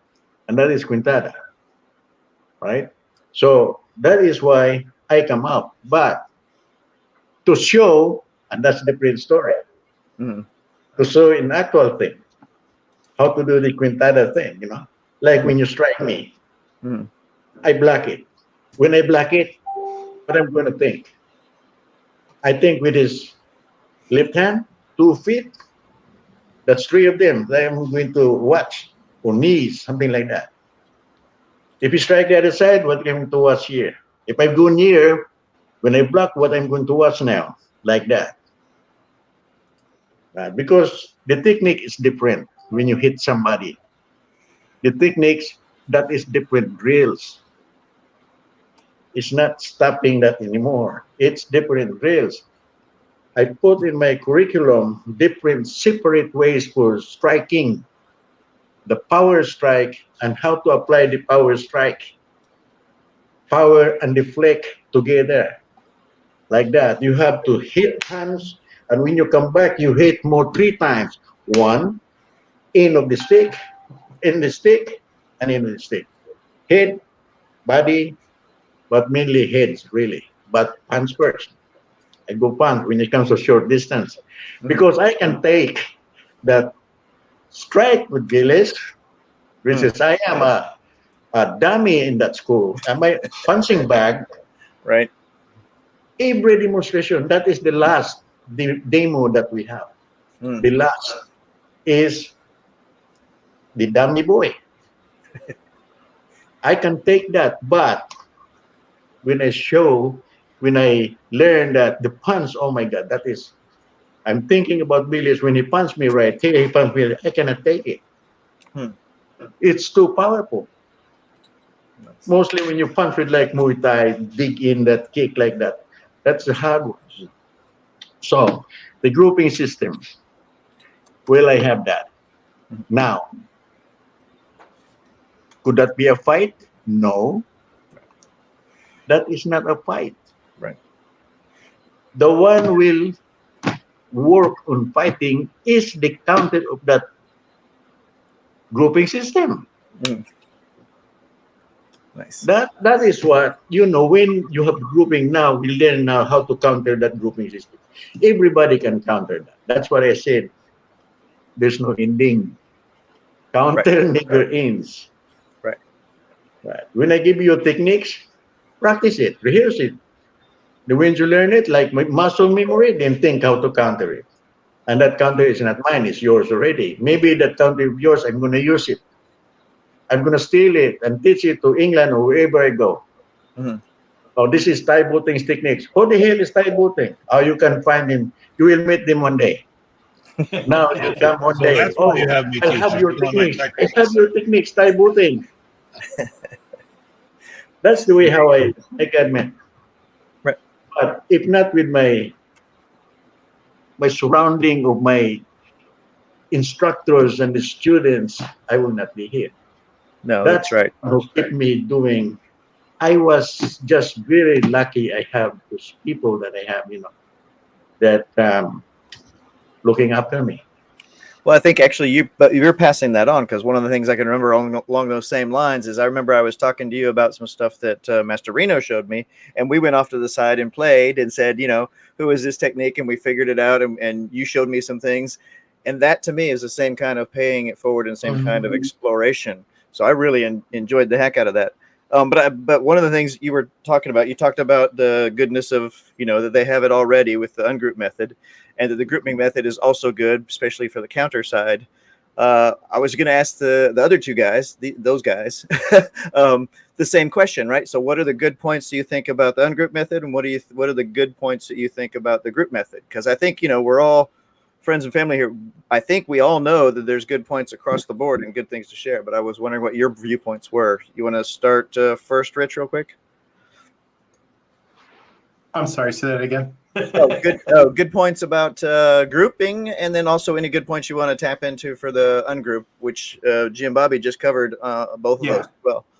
So the ungrouping I like because I learned there, but I recognize the grouping methodology reaches more people at a quicker process. So trying to reach a larger group of people in a quicker, easier format, it leads to that. So I have wrote that into the Wikipedia, and that's one of the few lines that's actually stayed there after a few years. I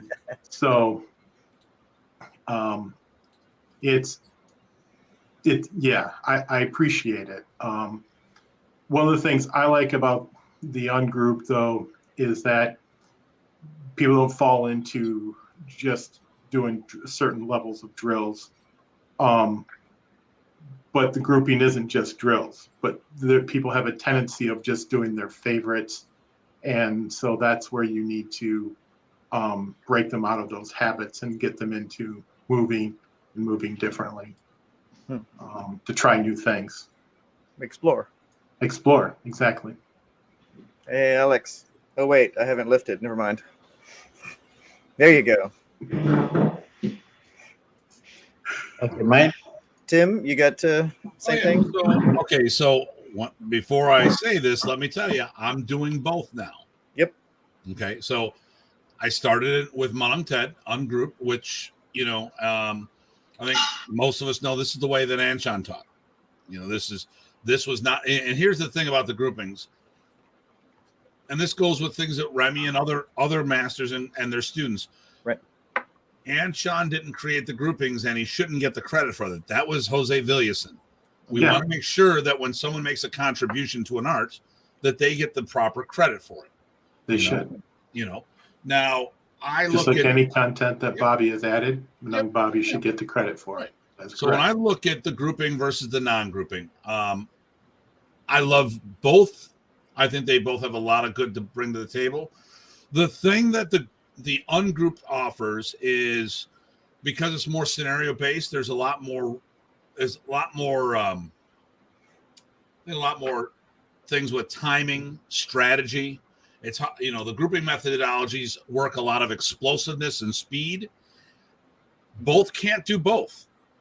You need to be able to switch gears. We'll have this is what we commented about the camp. At Bobby's camp, everybody looked within reason being the same. Monong Bobby would go up with somebody, you do the groupings. He'd grab two people and have them come up, one a student and a teacher. Then he would grab instructors from completely different schools. They still look the same.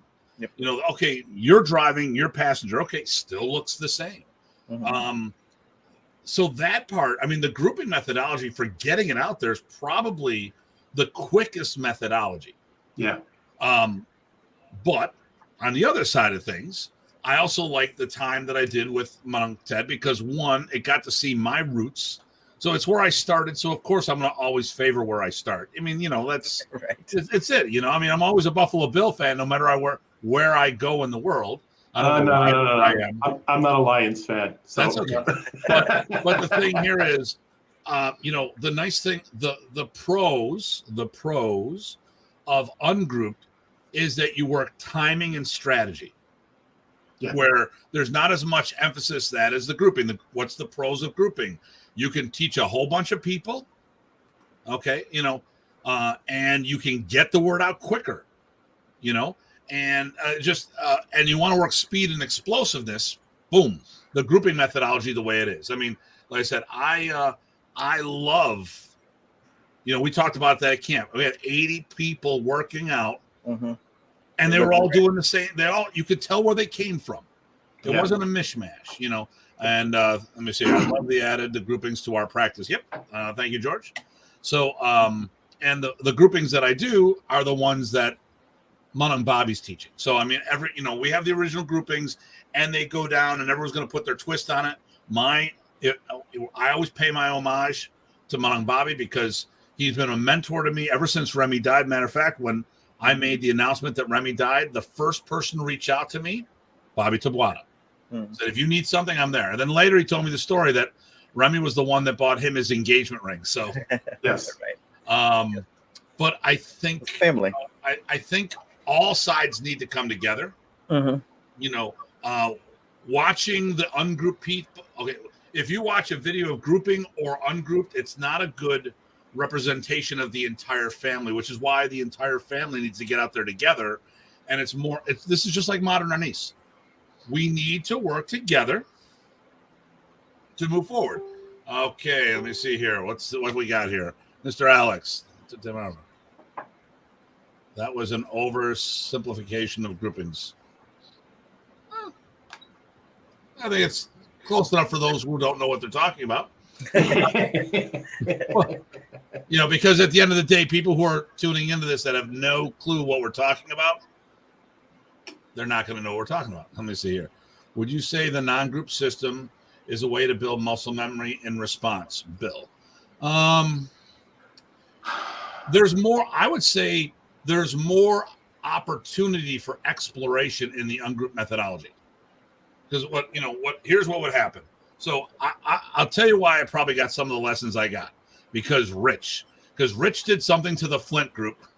And then I'd walk in and Monong Ten would say, well, this is the problem that Rob had, or this is the problem that Jeff had, or this is the problem that Mike had, or this is the problem that fill in the blanks, and this is the problem that someone had. Now, when I would go away, I made sure.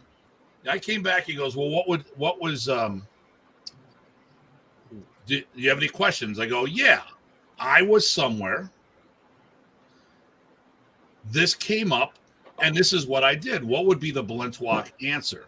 Because I didn't have a problem. I mean, I came into the system as a master level instructor of Filipino martial arts. So I would show Ted what the person did to me.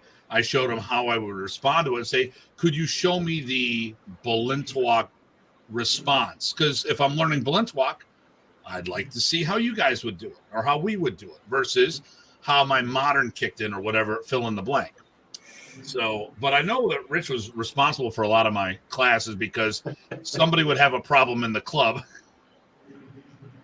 But I think, like I said, for the viewers, once again, I'm going for the masses. People are going to watch this that have no Balintawak background. I've seen a whole bunch of names here that do not do Balintawak.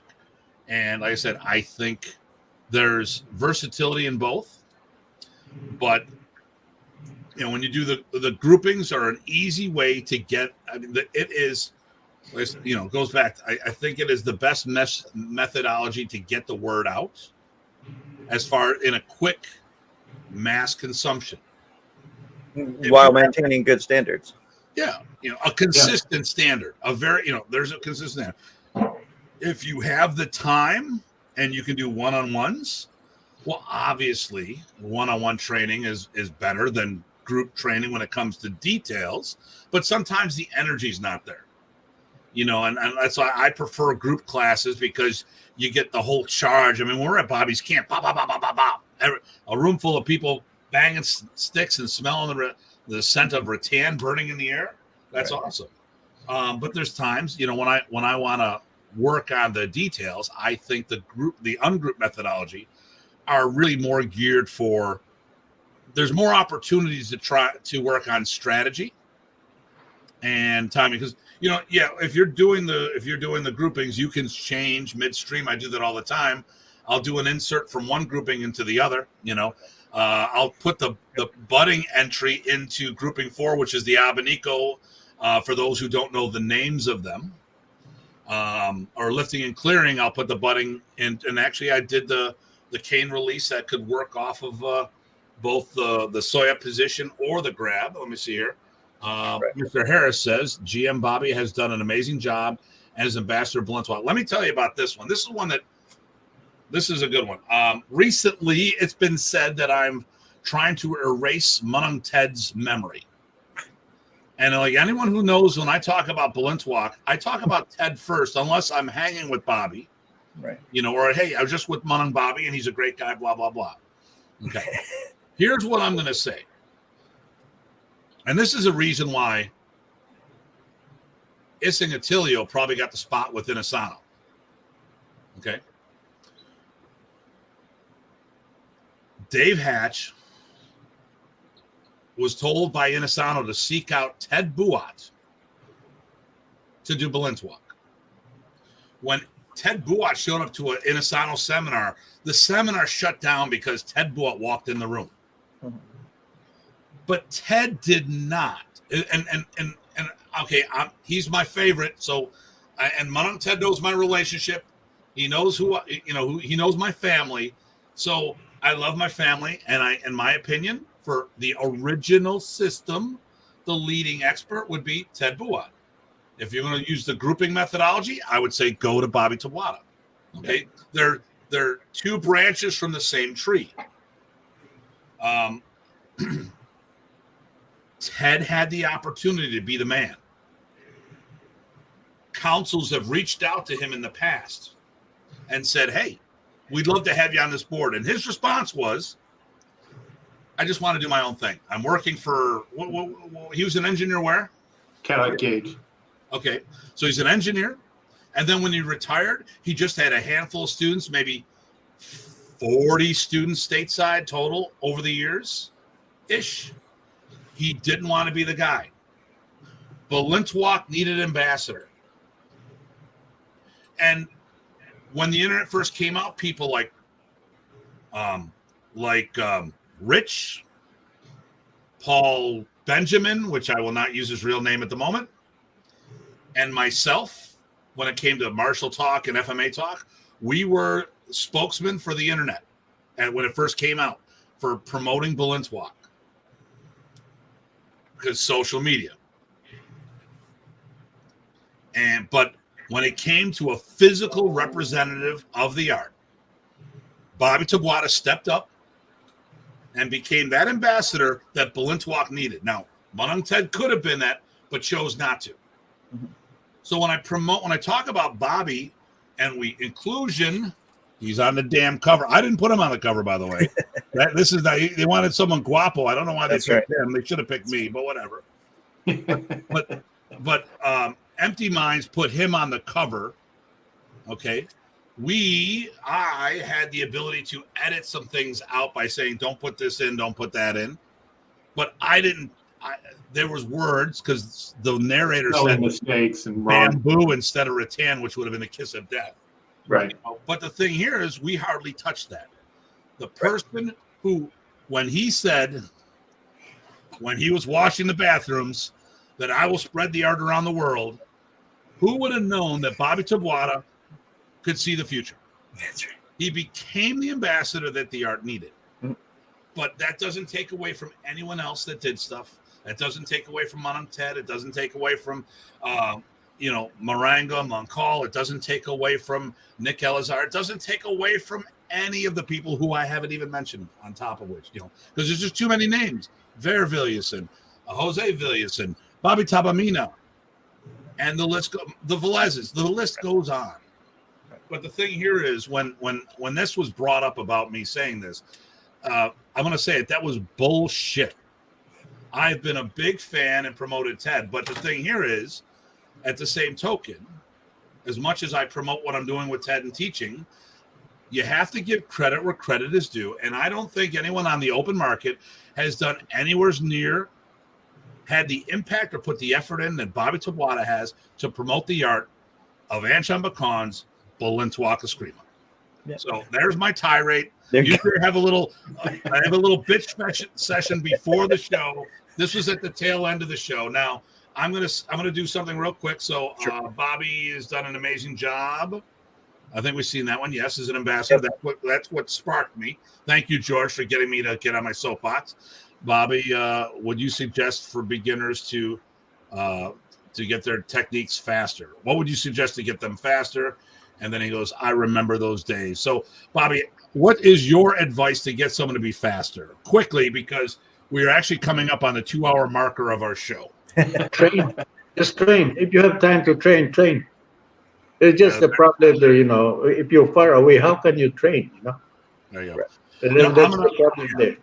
I'm going to weigh in here on Eagle. At the end of the day, if you pull repetitions, everything works. Dr. If. Yep.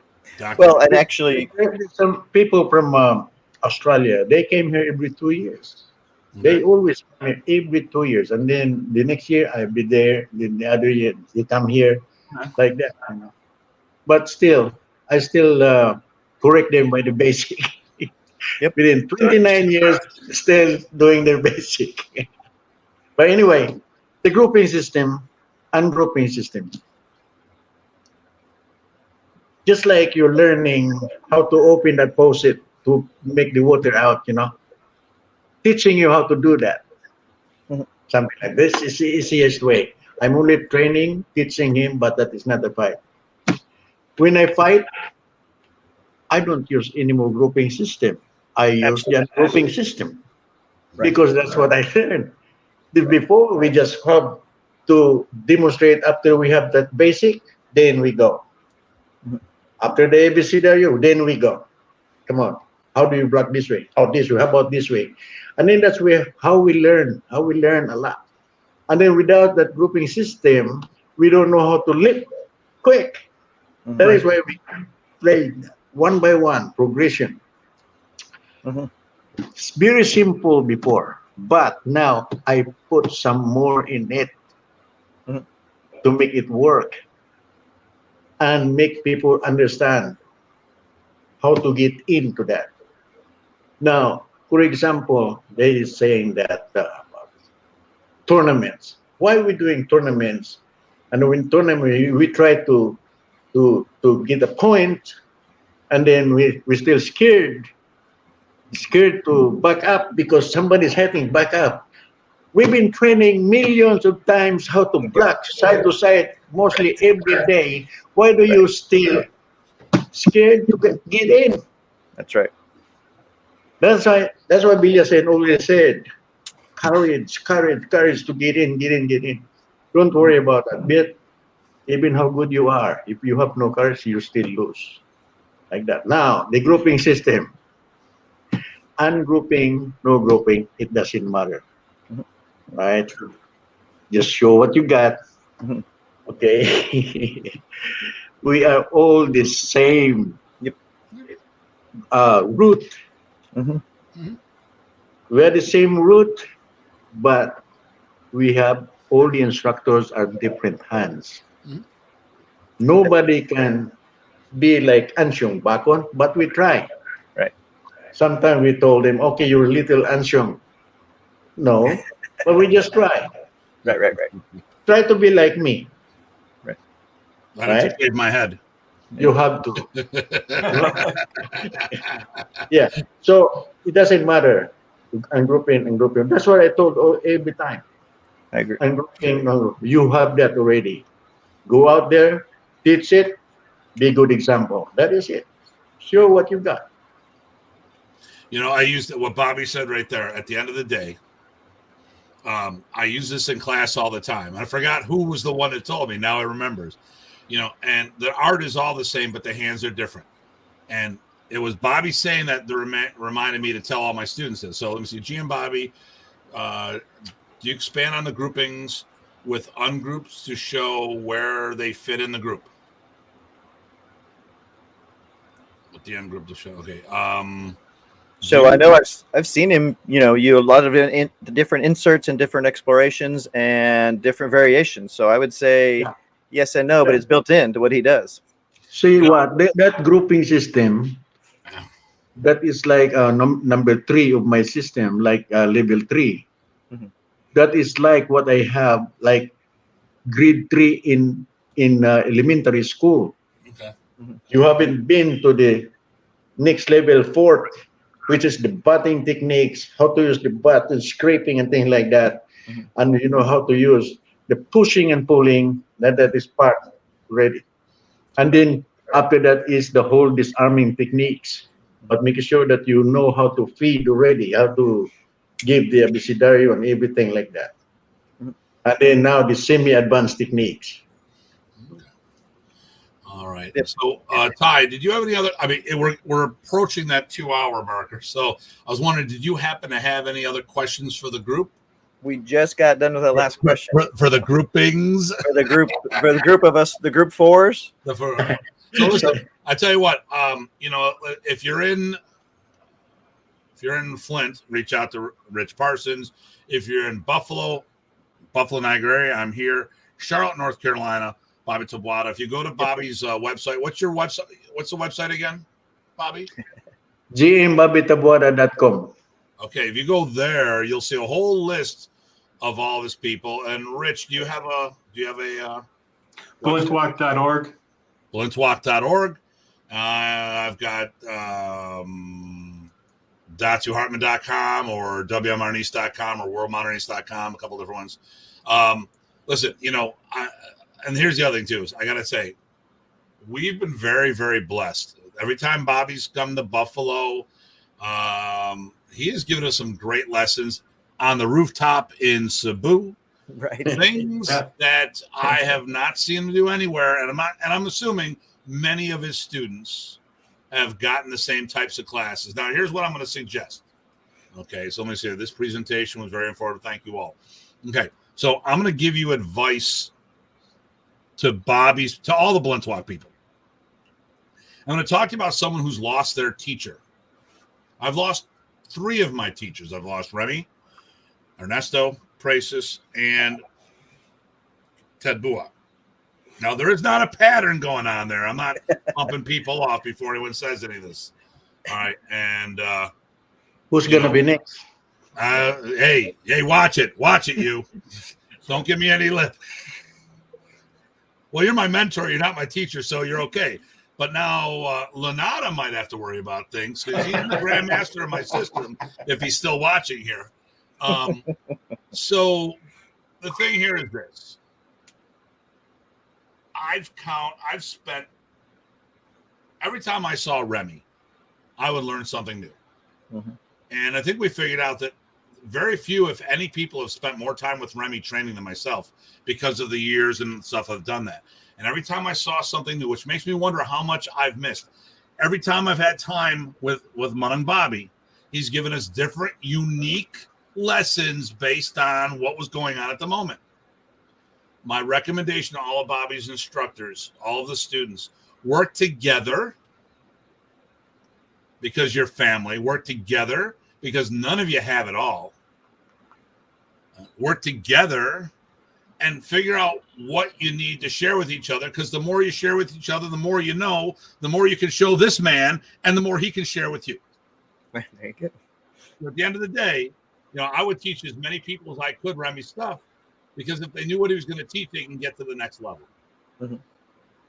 So I'm going to ask one question that was sent in by Terrell, but Bobby was on a train of thought. I didn't want to interrupt that. So this is the question. Let me go back if I can find it. Okay, here we go. I have my own opinions on things, so I'm not gonna. I can see the pros and cons. Here we go.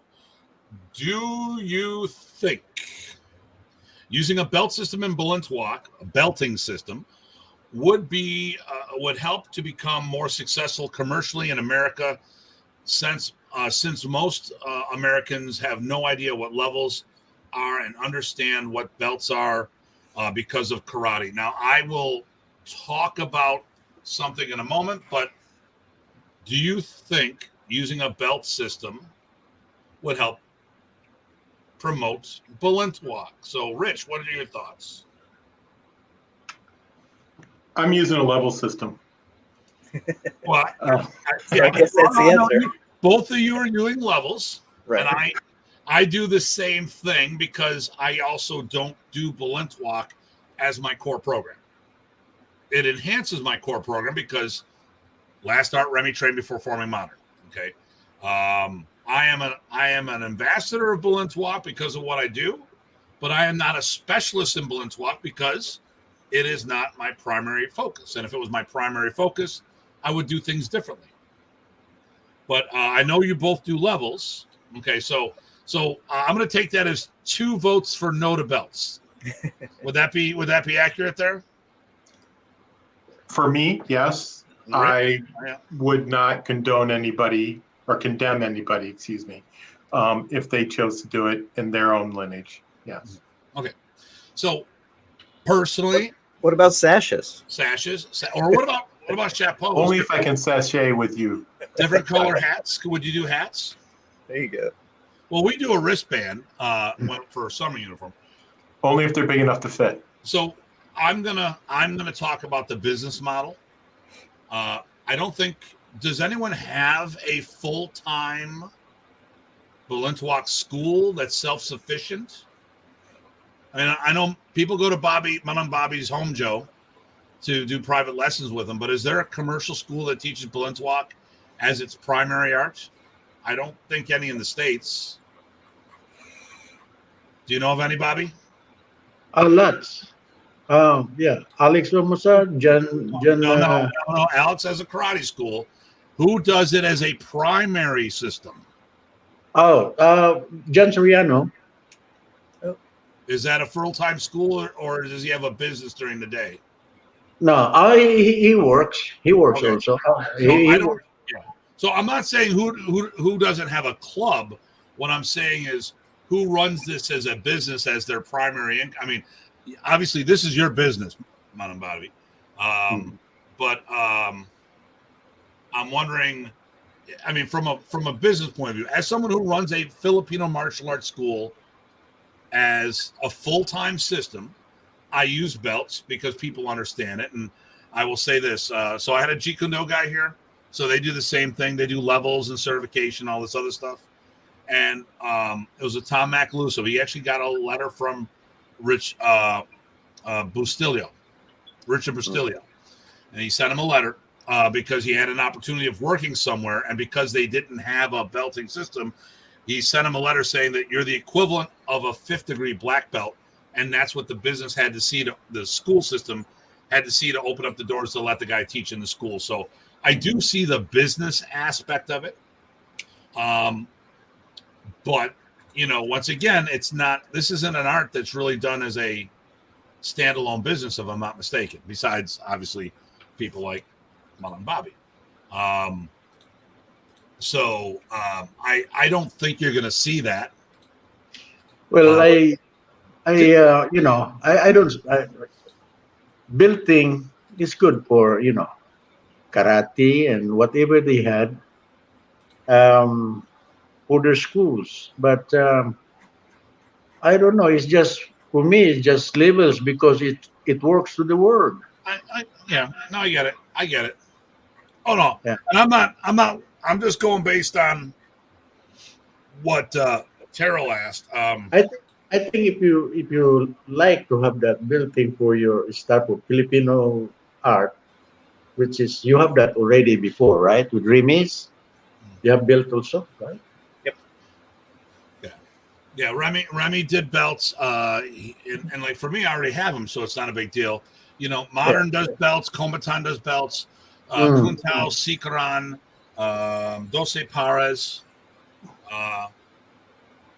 Right, they are. As a matter of fact, I think I'm one of 3 in the country. For me, it's just the labels. For me, just labels. Yeah, I don't know. Sorry, I cannot answer you that. No, that's okay. It's okay. As far as this goes, I'm going to disagree because if we talk about, let's just talk about a separate topic. Does wearing belts take away from Filipino culture? Well, you could say, yeah, maybe because, well, it's a karate thing, but let's think about this. The whole uniform thing was Remy Praces becoming a pioneer doing something, and a lot of people followed. And when he did the uniforms, now let's talk about Filipino culture. He did red pants, white shirt to pay homage to the farmers. Now, some people say the Katipunans,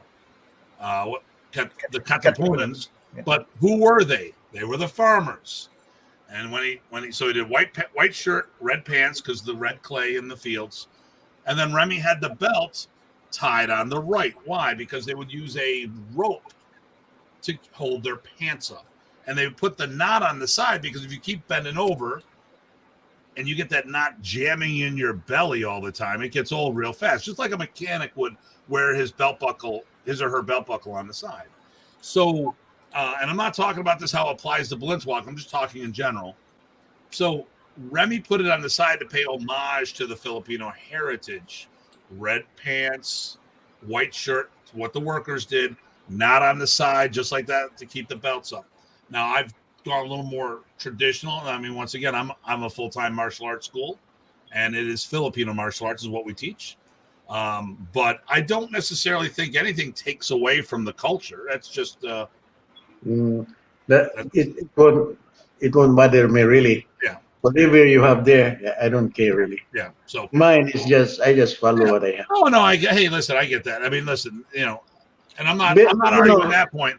I'm just talking about in general. Remy is really good. Remy, he is very good of promoting that. He's okay.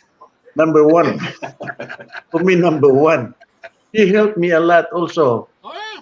He helped me. I did tell you that story before. That's why you're married.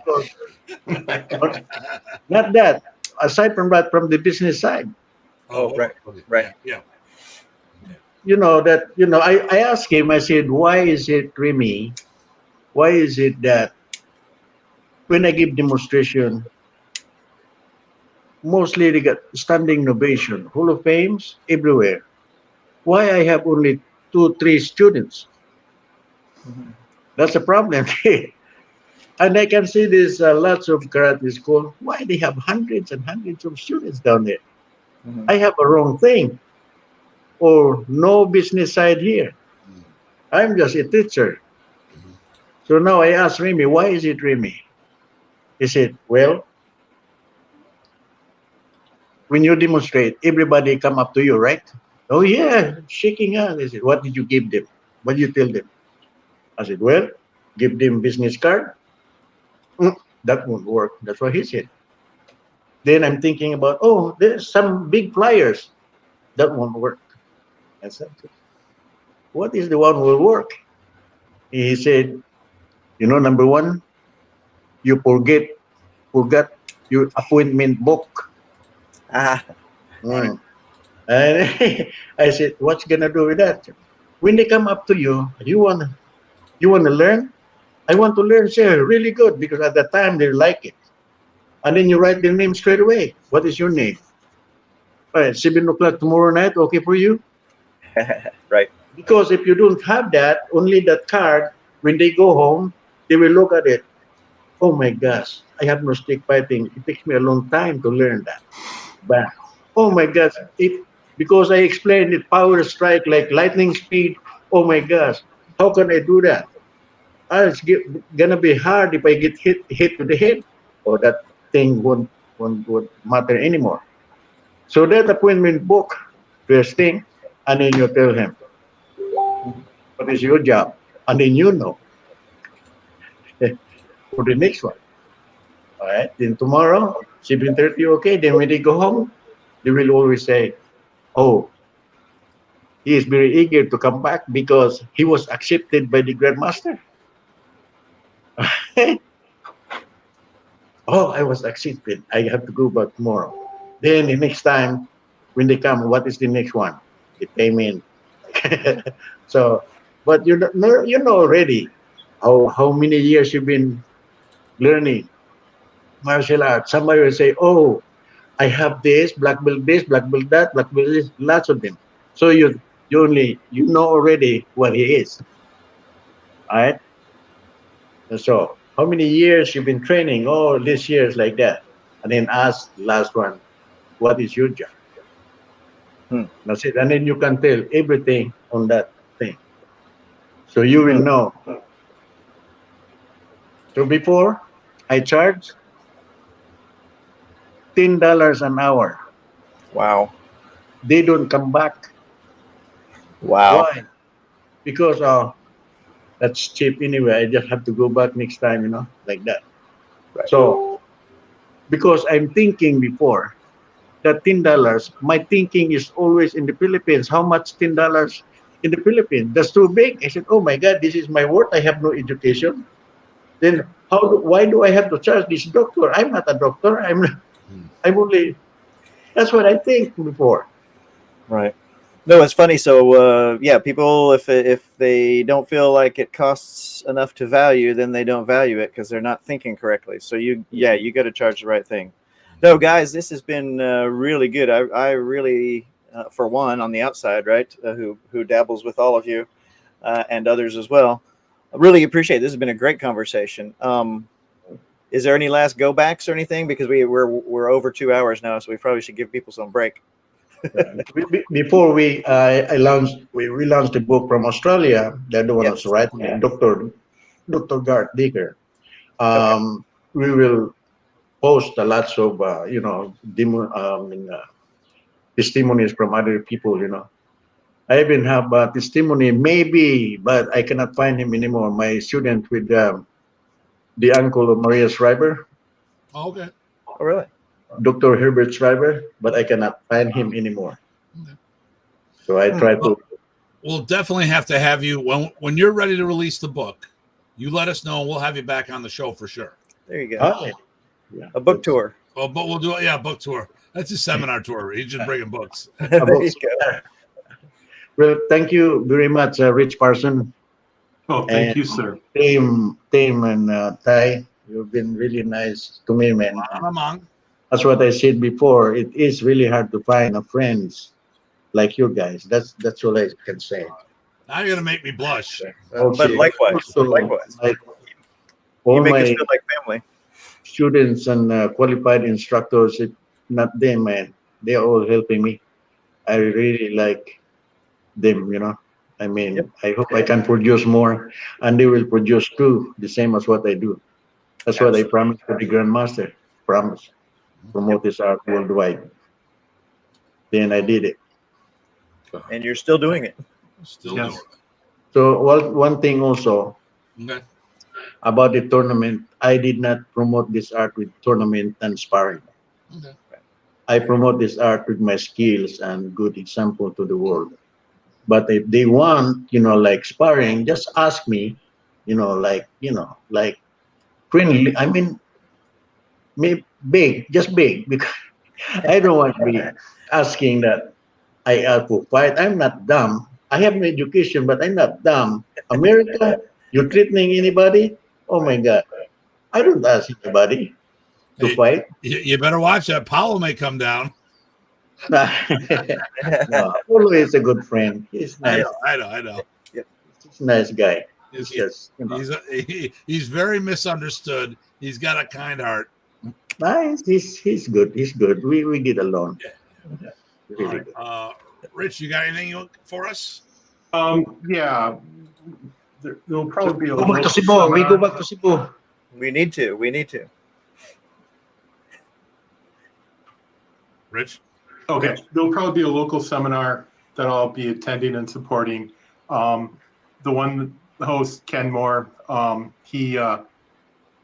was a new owner of his building and they're shutting it down and remodeling and getting in new tenants. So we're going to do a benefit seminar for him to help find a new location. So Bill Barker and Howard Scrivens will be the hosts, and I will just be helping support them. So. Okay. All right. Well, you two hold on. We're going to take you off screen. We're just going to do our wrap up, and then we'll do the post-show thing, unless you got to take off. Yes, Bobby?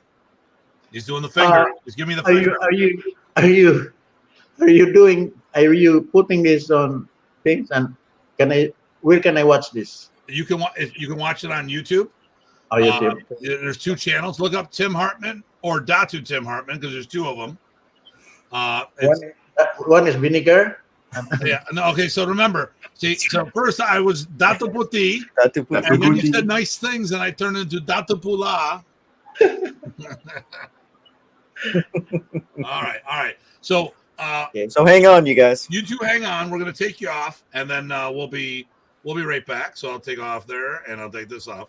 So, hey, how about that for a show? Yo, good stuff. I think it was a nice, a lot of good stories. Yeah. My goodness, that's awesome. I gotta move this camera differently. So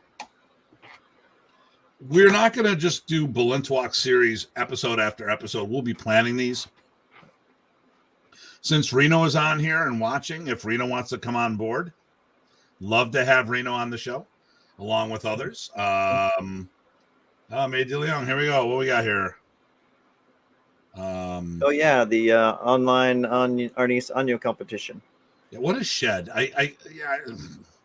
Something to do with Under All One Roof. Yeah, they were actually at the demo we did before. Oh yeah. Hey May, we got to talk about this.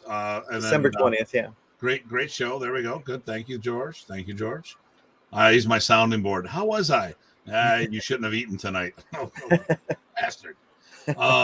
So I got to pull up the calendar real quick. I think we have a show on Monday. I think I know who it is, but I don't know if we'll have to try to get a hold of him this weekend. I'm pretty sure I want to say it's Carl Minkle one of these weekends. I got to reach out to Carl to see what it is. He was the Maryland guy. I'll double check. I've got nothing on the schedule right now, but that doesn't mean that's right. So Monday night we'll have a show. Yep. I don't know what the show will be, but we'll have it. Okay. George has got to keep me, you bastard. Everybody's got to keep you honest. Got to keep me honest. Everyone does. That's why I surround myself. Why do I have a board? And Sam's one of the board members. Ty's one of the board members. Chad and Craig Mason. Why do I have the board members? To call bullshit on me. So when I sit there and I go, hey guys, is it me or this guy's being a jerk to me? Most of the time, it's that guy. Once in a while, I've read something wrong. So maybe 1 out of 1,000 times or so. Who knows? But Or more. I want to thank the guys for popping up. Grandmaster Bobby Taboada, Google him. Balintawak.org, he said, or net. Google Master Rich Parsons. Hold on. Right. Oh, Rich is gone. I was just gonna go put Rich back in. I thought we told him to hang. I think there it is. What is it? Balintawak. What? Balintawak.org. Okay, Balintawak.org. There we go. In and out. There you go. Boom. You're gone. You're off the show. Rich's org. Too late. Datu, your demo with PG Tye at the World Camp was great. We did a demo? Because we showed how to shortly. Yeah, that's right. We showed how to do the release. Yeah, it wasn't a demo, but yeah. No, it wasn't a demo. But listen, Eagle. Good, thank you. Thank you very much. Yep. Okay, we didn't get rid of the June and Paul clowns. No, we didn't. We didn't get rid of Jesse from FMA Pulse. We all got along great. It was a lot of fun. We're going to have to do a show with them. I We think should. we need to get them on the show. We also have There to we have go. Team Franco on the show. We have to have a whole bunch of people on the Yep. show.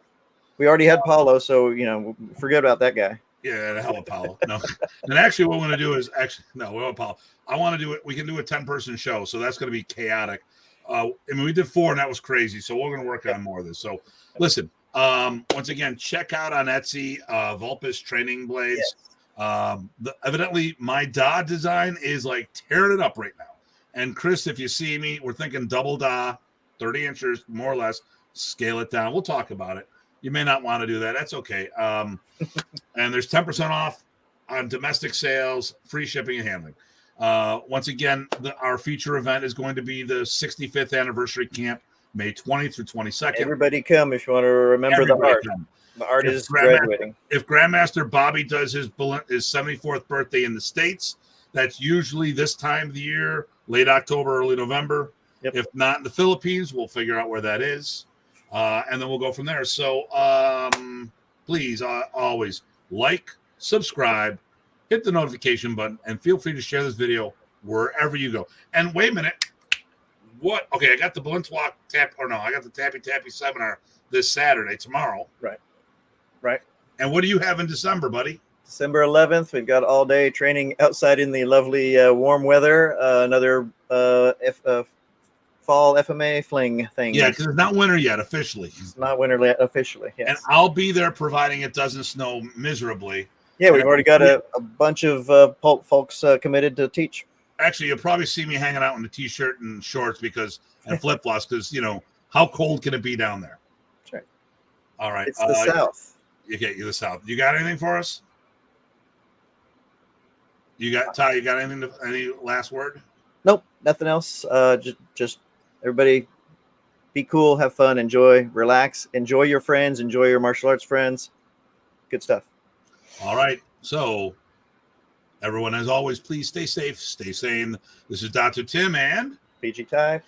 saying see you real soon. And we are seeing you. Oh, that's the wrong button. Here it is.